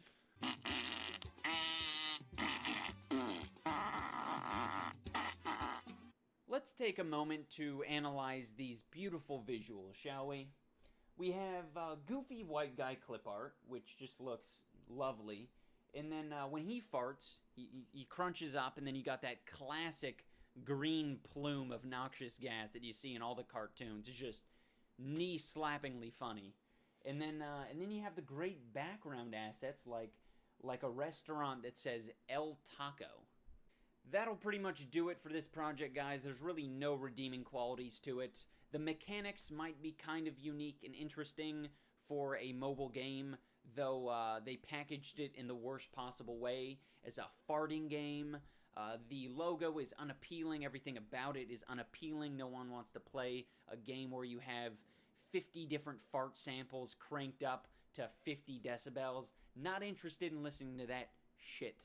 So thank you so much for watching, guys. This has been Kickstarter Crap, taking a look at I've Got Gas and I Need Help Releasing It. Thank you so much for watching. Remember, Facebook, Twitter, YouTube.com/iDubbbzTV, iDubbbz.com, and remember to tune in next time when I release my repugnant relish.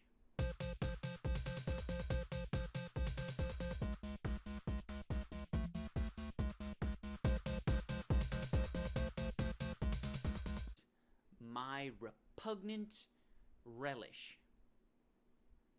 Not relish the verb relish, relish the noun relish. Relish? You spread relish on a hot dog bun? You don't spread relish, you sort of like scoop it out and slop it on. Or if you have it in a tube, you will tube relish onto a hot dog possibly. Can't think of anything else to tube relish onto. But I can come up with some things, you and me, a little one-on-one time, we'll come up with plenty of things to squeeze some of my hot relish onto. You'll be relishing the moment for years to come. Relish.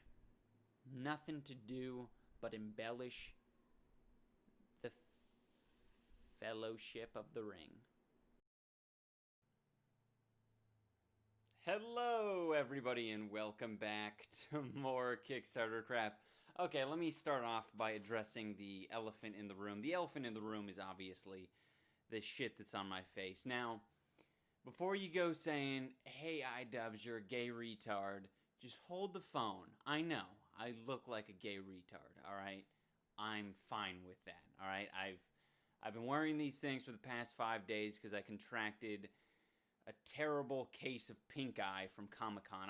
As some of you might know, I was at Comic-Con over the past week. So I contracted pink eye. I believe it was from sleeping on a pillow that someone swabbed their ass with. I'm not quite sure, but in any case, no contacts, okay? Can't wear contacts for the next fucking week or so. So get used to it now.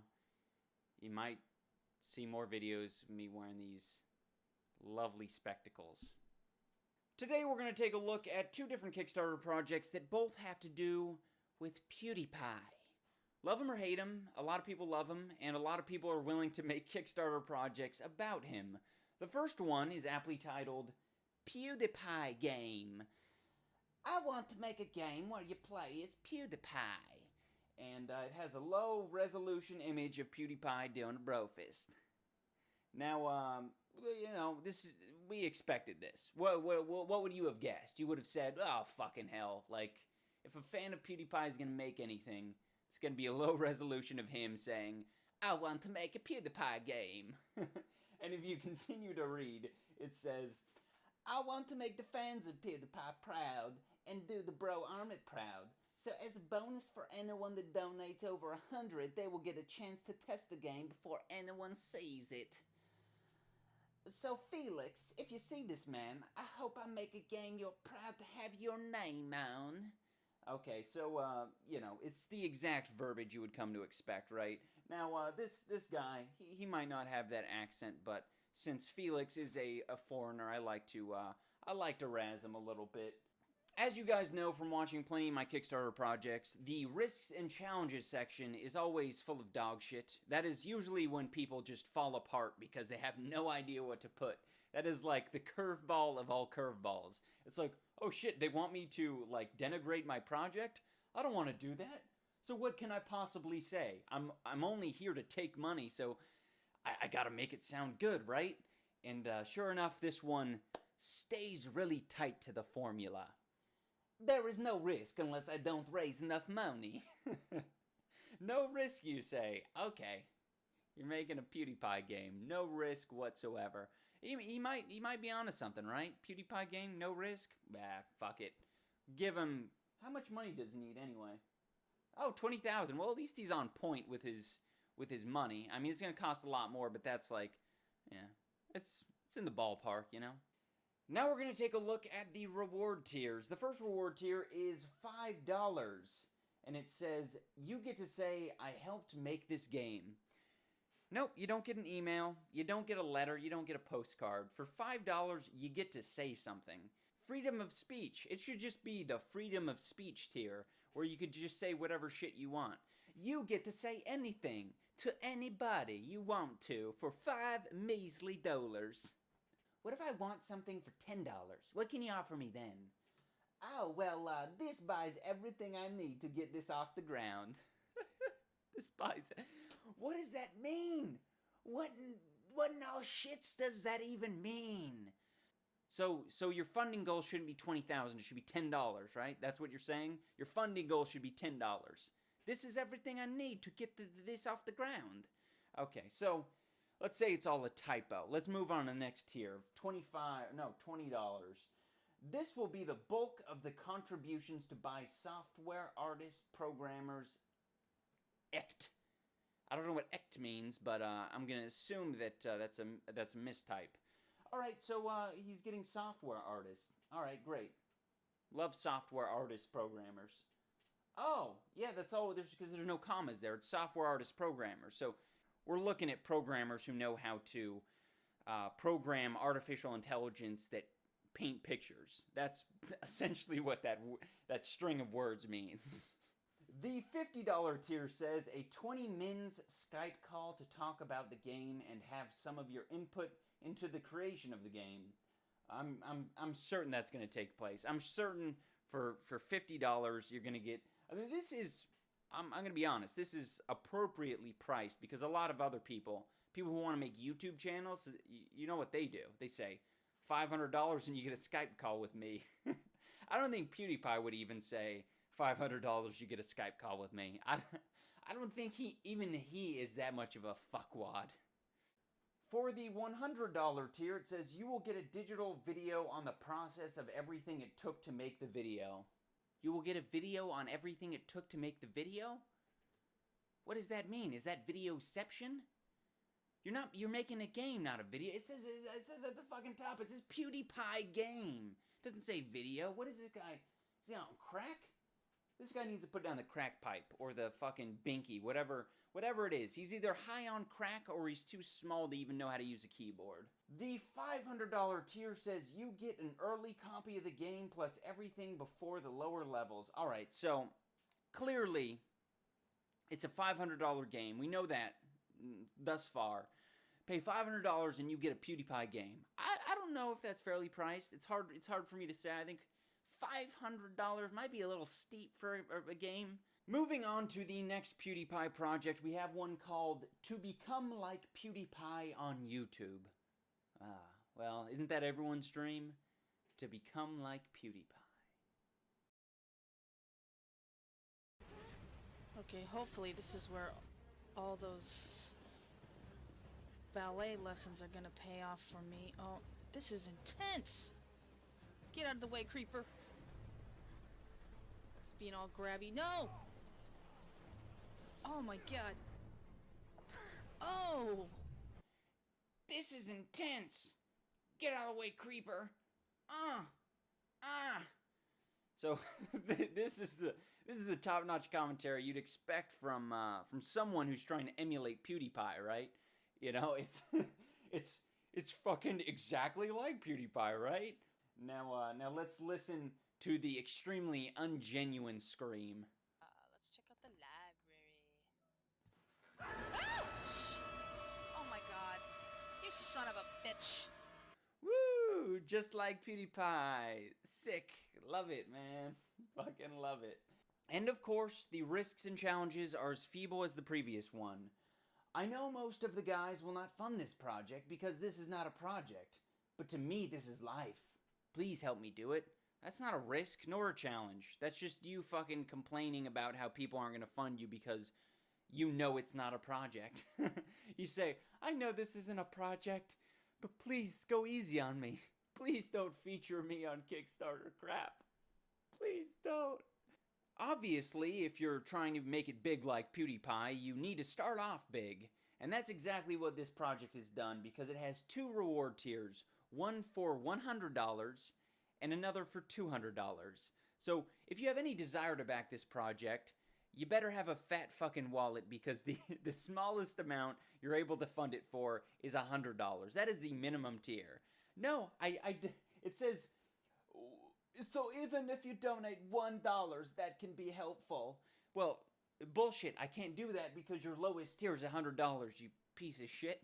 They try to use the buzzwords, they try, anything helps. That's the one you're gonna hear all the time too. Anything helps. You know, even just reach out to me. It's like, you haven't even fucking provided like a Twitter link. How the fuck am I supposed to reach out to you, goddamn idiot? Alright guys, that's going to do it for us today. I tried to keep this video a little bit short, and I hope that I was able to accomplish that. I have the iDubbbz Complains video in the works. I'm having a hard time trying to make it different enough from this video, which is why it's sort of taking me a long time. Plus, I just timed it really poorly because I was gone at Comic-Con, and I was just a little bit strapped for time. So, thank you so much for watching. This has been Kickstarter Trap. Ugh, Kickstarter Trap. A lot of these are traps, to be quite honest. Taking a look at two PewDiePie Kickstarter projects, more like Pewdie Don't or something. Thank you so much for watching. Remember, Facebook, Twitter, youtube.com/iDubbbzTV, and remember to tune in next time when I look at my laryngitis.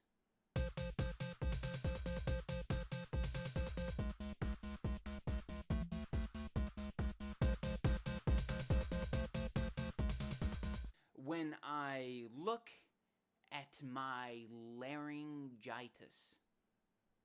Laryngitis. You can't look at laryngitis. Maybe under a microscope you can look at laryngitis? I don't fucking know. That was a bad one. That was an example of a bad one. Okay, good? I mean, bad? Good. I can't see anything right now. I fucking, like, yeah, it was really weird.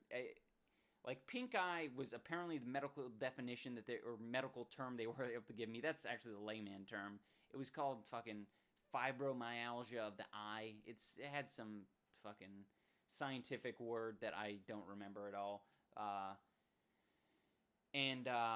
looked it up on Wikipedia and it said parentheses pink eye. So I'm like, okay, that's a really vague term to use. So apparently pink eye, if you want to like use the most generic term for any problem with your eye, you can call it pink eye. I thought pink eye was more specific, like feces in your eye, but apparently it's dander, lint, dirt, soot, scratches, abrasions, any of that shit can be considered pink eye, which leads to your the whites of your eyes being a little pink. So it's a little bit bullshit, to be quite honest, but they got me steroids to put in my eyes, so I'm going to be dropping some steroids in my eyes, and also going to be, I don't know, masturbating? And my eyes can't get any worse. Hey everybody, and welcome back to more Kickstarter crap. Today we're going to take a look at a project that you guys have been talking about lately, and that is the Cyber Matrix 100. Now, I took a look at the Cyber Matrix 100, and I was slightly impressed because there are hardly any spelling errors, and for the most part, the project has a lot of content. So it's already better than half the projects that I've looked at on Kickstarter. But aside from that, this project was already funded, successfully funded 8 hours ago from the time I'm recording it right now. And it got funded for $504. He was looking for $500, but he got $504, and that's from 29 backers.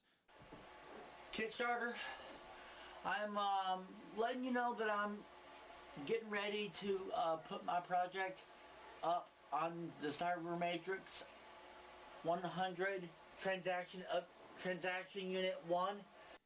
Now, before you guys say anything like, iDubbbz, you're an asshole, don't make fun of the mentally disabled. Hey, I'm not the one saying that, you are, okay? I'm not, as far as I'm concerned, he's as mentally stable as you and I, alright? In fact, probably more so. So don't give me that shit, okay? Don't give me that shit, because I haven't said anything. Now, I will say that he doesn't have the best stage presence, and I will say that, I don't like his presentation style. Both There we go. I think that is rather neat. Your living room, Hot damn. of a hoarder, to be quite honest. Not sure if the dude is still there. I'm going to. First off, I gotta fucking turn off that video. There we go. There we go. Alright. So, yeah. That's basically, I guess, the most I need to do with it. I think it came out rather neat. Has some of that cool existence going for it.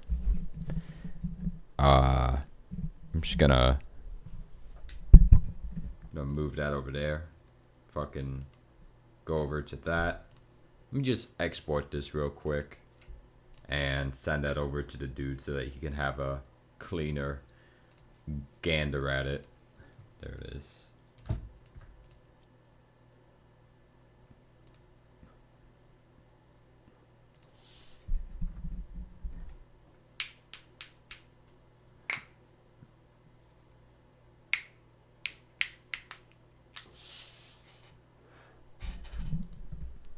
Very epic. Alright. Before I end the stream, I'm gonna do a tiny little sketch thingy. Because, yes. Just gonna make this a small file. Doesn't need to be anything gigantic.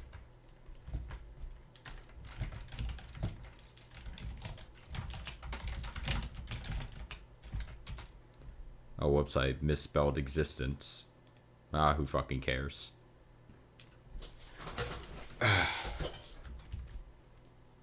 There we go. Oh, whoops. There we go.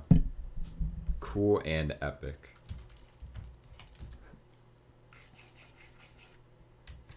Here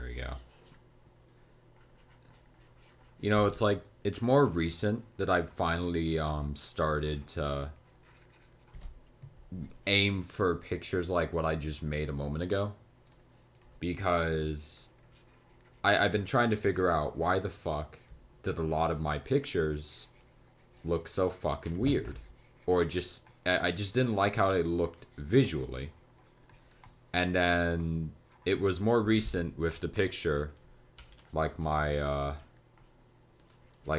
fucking thumbnail for this stream, which, by the way, I completely forgot to update the stream title, so it's the same exact stream title as the previous stream, which was actually just me doing some really horrible graphics design on the Windows interface, because I was really fucking tired of it. Now anyways, when I figured out how to like blend colors together a little better and have a decent enough understanding of making it to where, you know, shadows aren't horribly crunched up together, that's where it was. Well, I was quite happy with that shit. Although, it's probably gonna take me a good fucking while until I figure out how I'm going to do shading from here on out. Because I've been mostly just experimenting with how to do it. Nah, whatever. I'll figure out a good consistent style eventually.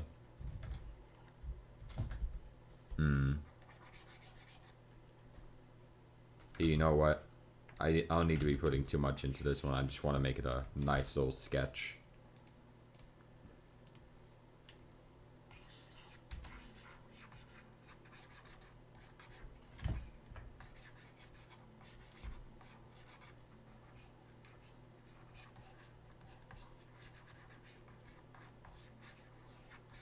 There we go. Since this is basically nearing the end of the stream, I guess I'll talk some shit. Shout out to my journal, where I was like, hey, what should I make? And I guess I'm gonna give my opinions on those as I'm drawing this trash. I'm gonna fucking go over here, open up that journal, and then stare at it occasionally. How do I fucking... There we go. I recently got forced to upgrade to Windows 10, which was a month ago. Oh, by the way, I just want to have a quick little bit of a bitching about Windows 10. In all my time of using Windows 7, I don't think I've ever had to deal with Windows Media Player breaking horribly to where I had to restart my PC just to get it to start working again. Because it made me think, oh shit, if my second hard drive is dying, then that's a possible chance I'm gonna have to replace that. And if I had to, I would have been fucking devastated. But no, it was just Windows 10 fucking up really, really badly to where the media player just wouldn't work. Because I opened up VLC, and VLC opened up my file just fine. So it's like, bro, what the hell? So anyways, let me just make sure this is on my monitor so I can read that. I recently got forced to upgrade to Windows 10, so now I'm mad for the most part, LOL. So I'll ask this question. Any kind of interesting bubble, mostly just bubble / balloon ideas. I already have a bunch of things that I'll make later on, but I want to know if there's anything of interesting value that I could possibly try. Even ones I wouldn't usually go for, I'll take them into consideration. And if you've like stared at enough of my trash long enough, you'll notice that I don't really make much of anything else other than, you know, characters enjoying a good bubble or just bouncing on it or whatever the fuck. I've always just enjoyed that kind of thing more than anything else. I've never found bubble entrapment to be all that interesting. Mostly because it's you're not getting to bounce on the bubble. That's not cool. Come on, man. Don't take that away from them. Although there are people who certainly enjoy it, so it's like, hey, at least they like it. That's not for me, unfortunately. More recently, I did try that whole idea with a couple of 3D models, but in that instance, it was just more of to see how much I liked it. I'm happy with how it turned out, but I'm not exactly happy with much of anything else about it. I kind of wish that I more of like probably made the environment a little bit more existing. I don't know. Fucking whatever. I'm gonna drag that forwards.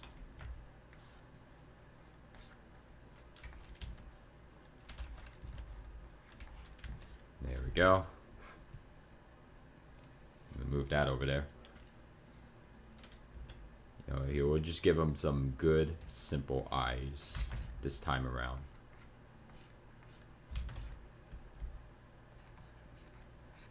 I also noticed that my ability to draw characters with not as simplistic body poses is slowly getting better. But holy fuck, is it like still a challenge. And it probably will remain one. Anyways, what else was in that journal? I need to take a gander at that real quick.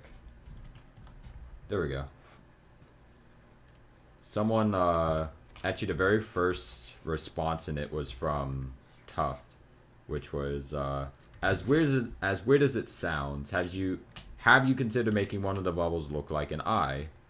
Not too much detail, just a big old white spear with a cartoon iris. Maybe it could be like a bubble with a face on it, like something out of Slime Rancher or Dragon Quest. And then finally, oh whoops. And then finally, a Snorlax with a big bouncy belly, which I do remember I had a small liking towards that for a while, and then I moved away from it because of life existence.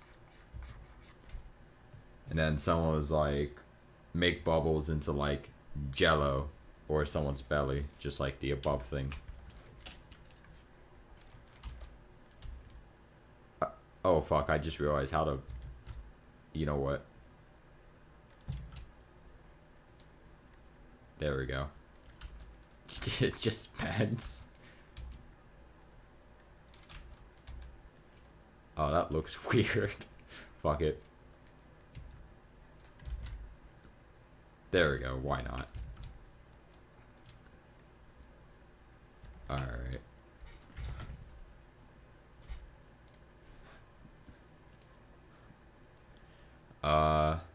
What's another one? Here we are.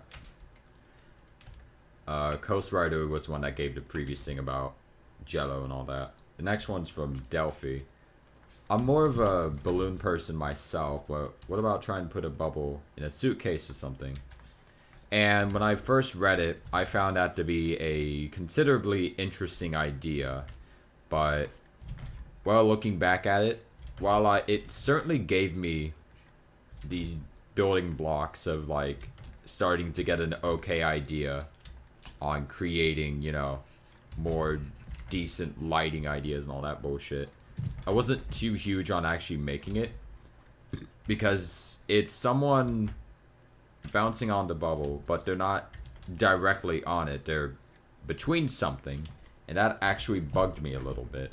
That's like, that's not fun. You're using something else to bounce on it, and why not just directly bounce on it? Come on, bro. Anyways, that's my opinion about that picture. Extra existence.mp3. Let's see here. And then the next person, Dragonized Hope, they said, I don't have any ideas, unfortunately. Cool.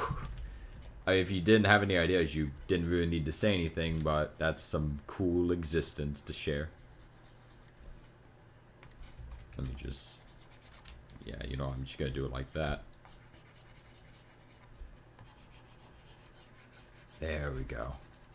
Then the next one from someone, Grouchy Gander. a bubble, stuck to the floor to form a dome, inside of it, a dancer. Which, in comparison to all of the other ideas, that one sounds the most normal and not as ridiculous or something. But I'm lazy. And I'm not sure. Also, I just finally opened up my other browser window. I have to admit, with bubbles, I usually think more about bubbles in an environment. Hell yeah.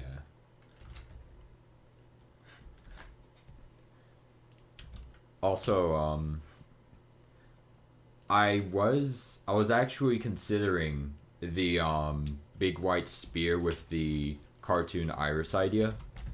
Except I already made that unusual monstrosity of what that spider was sitting on before. It was the weird thing with all the ice all over it. Oh, by the way, that was made because of some dumbass roleplay related shit I did with someone. I was like, ooh, that'd be fucking funny, wouldn't it? And I guess it was. I'll probably try the cartoon iris eye idea. It will really depend on whether or not I happen to have the motivation to draw something like that. I don't fucking know. Here we are. Merge layer. Oh, you know what? That works perfectly for the most part. Just what I needed. Oh.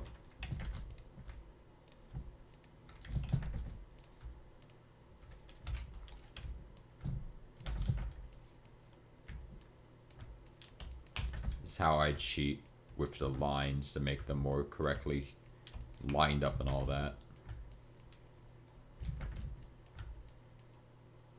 That works. Gonna close that.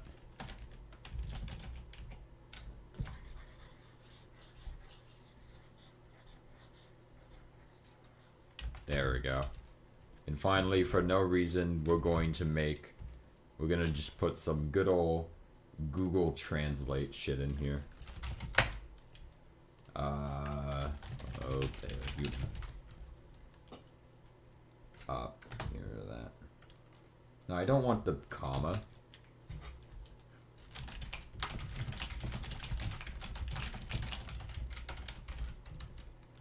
There we go. Alright, let's just put that in here.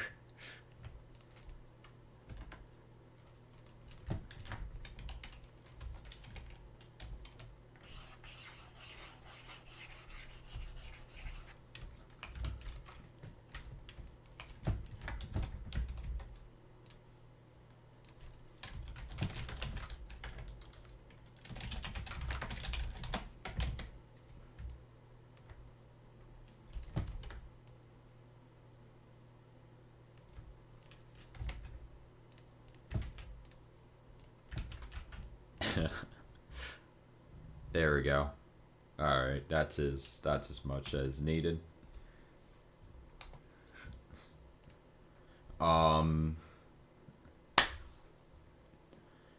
Thanks for deciding to watch my stream.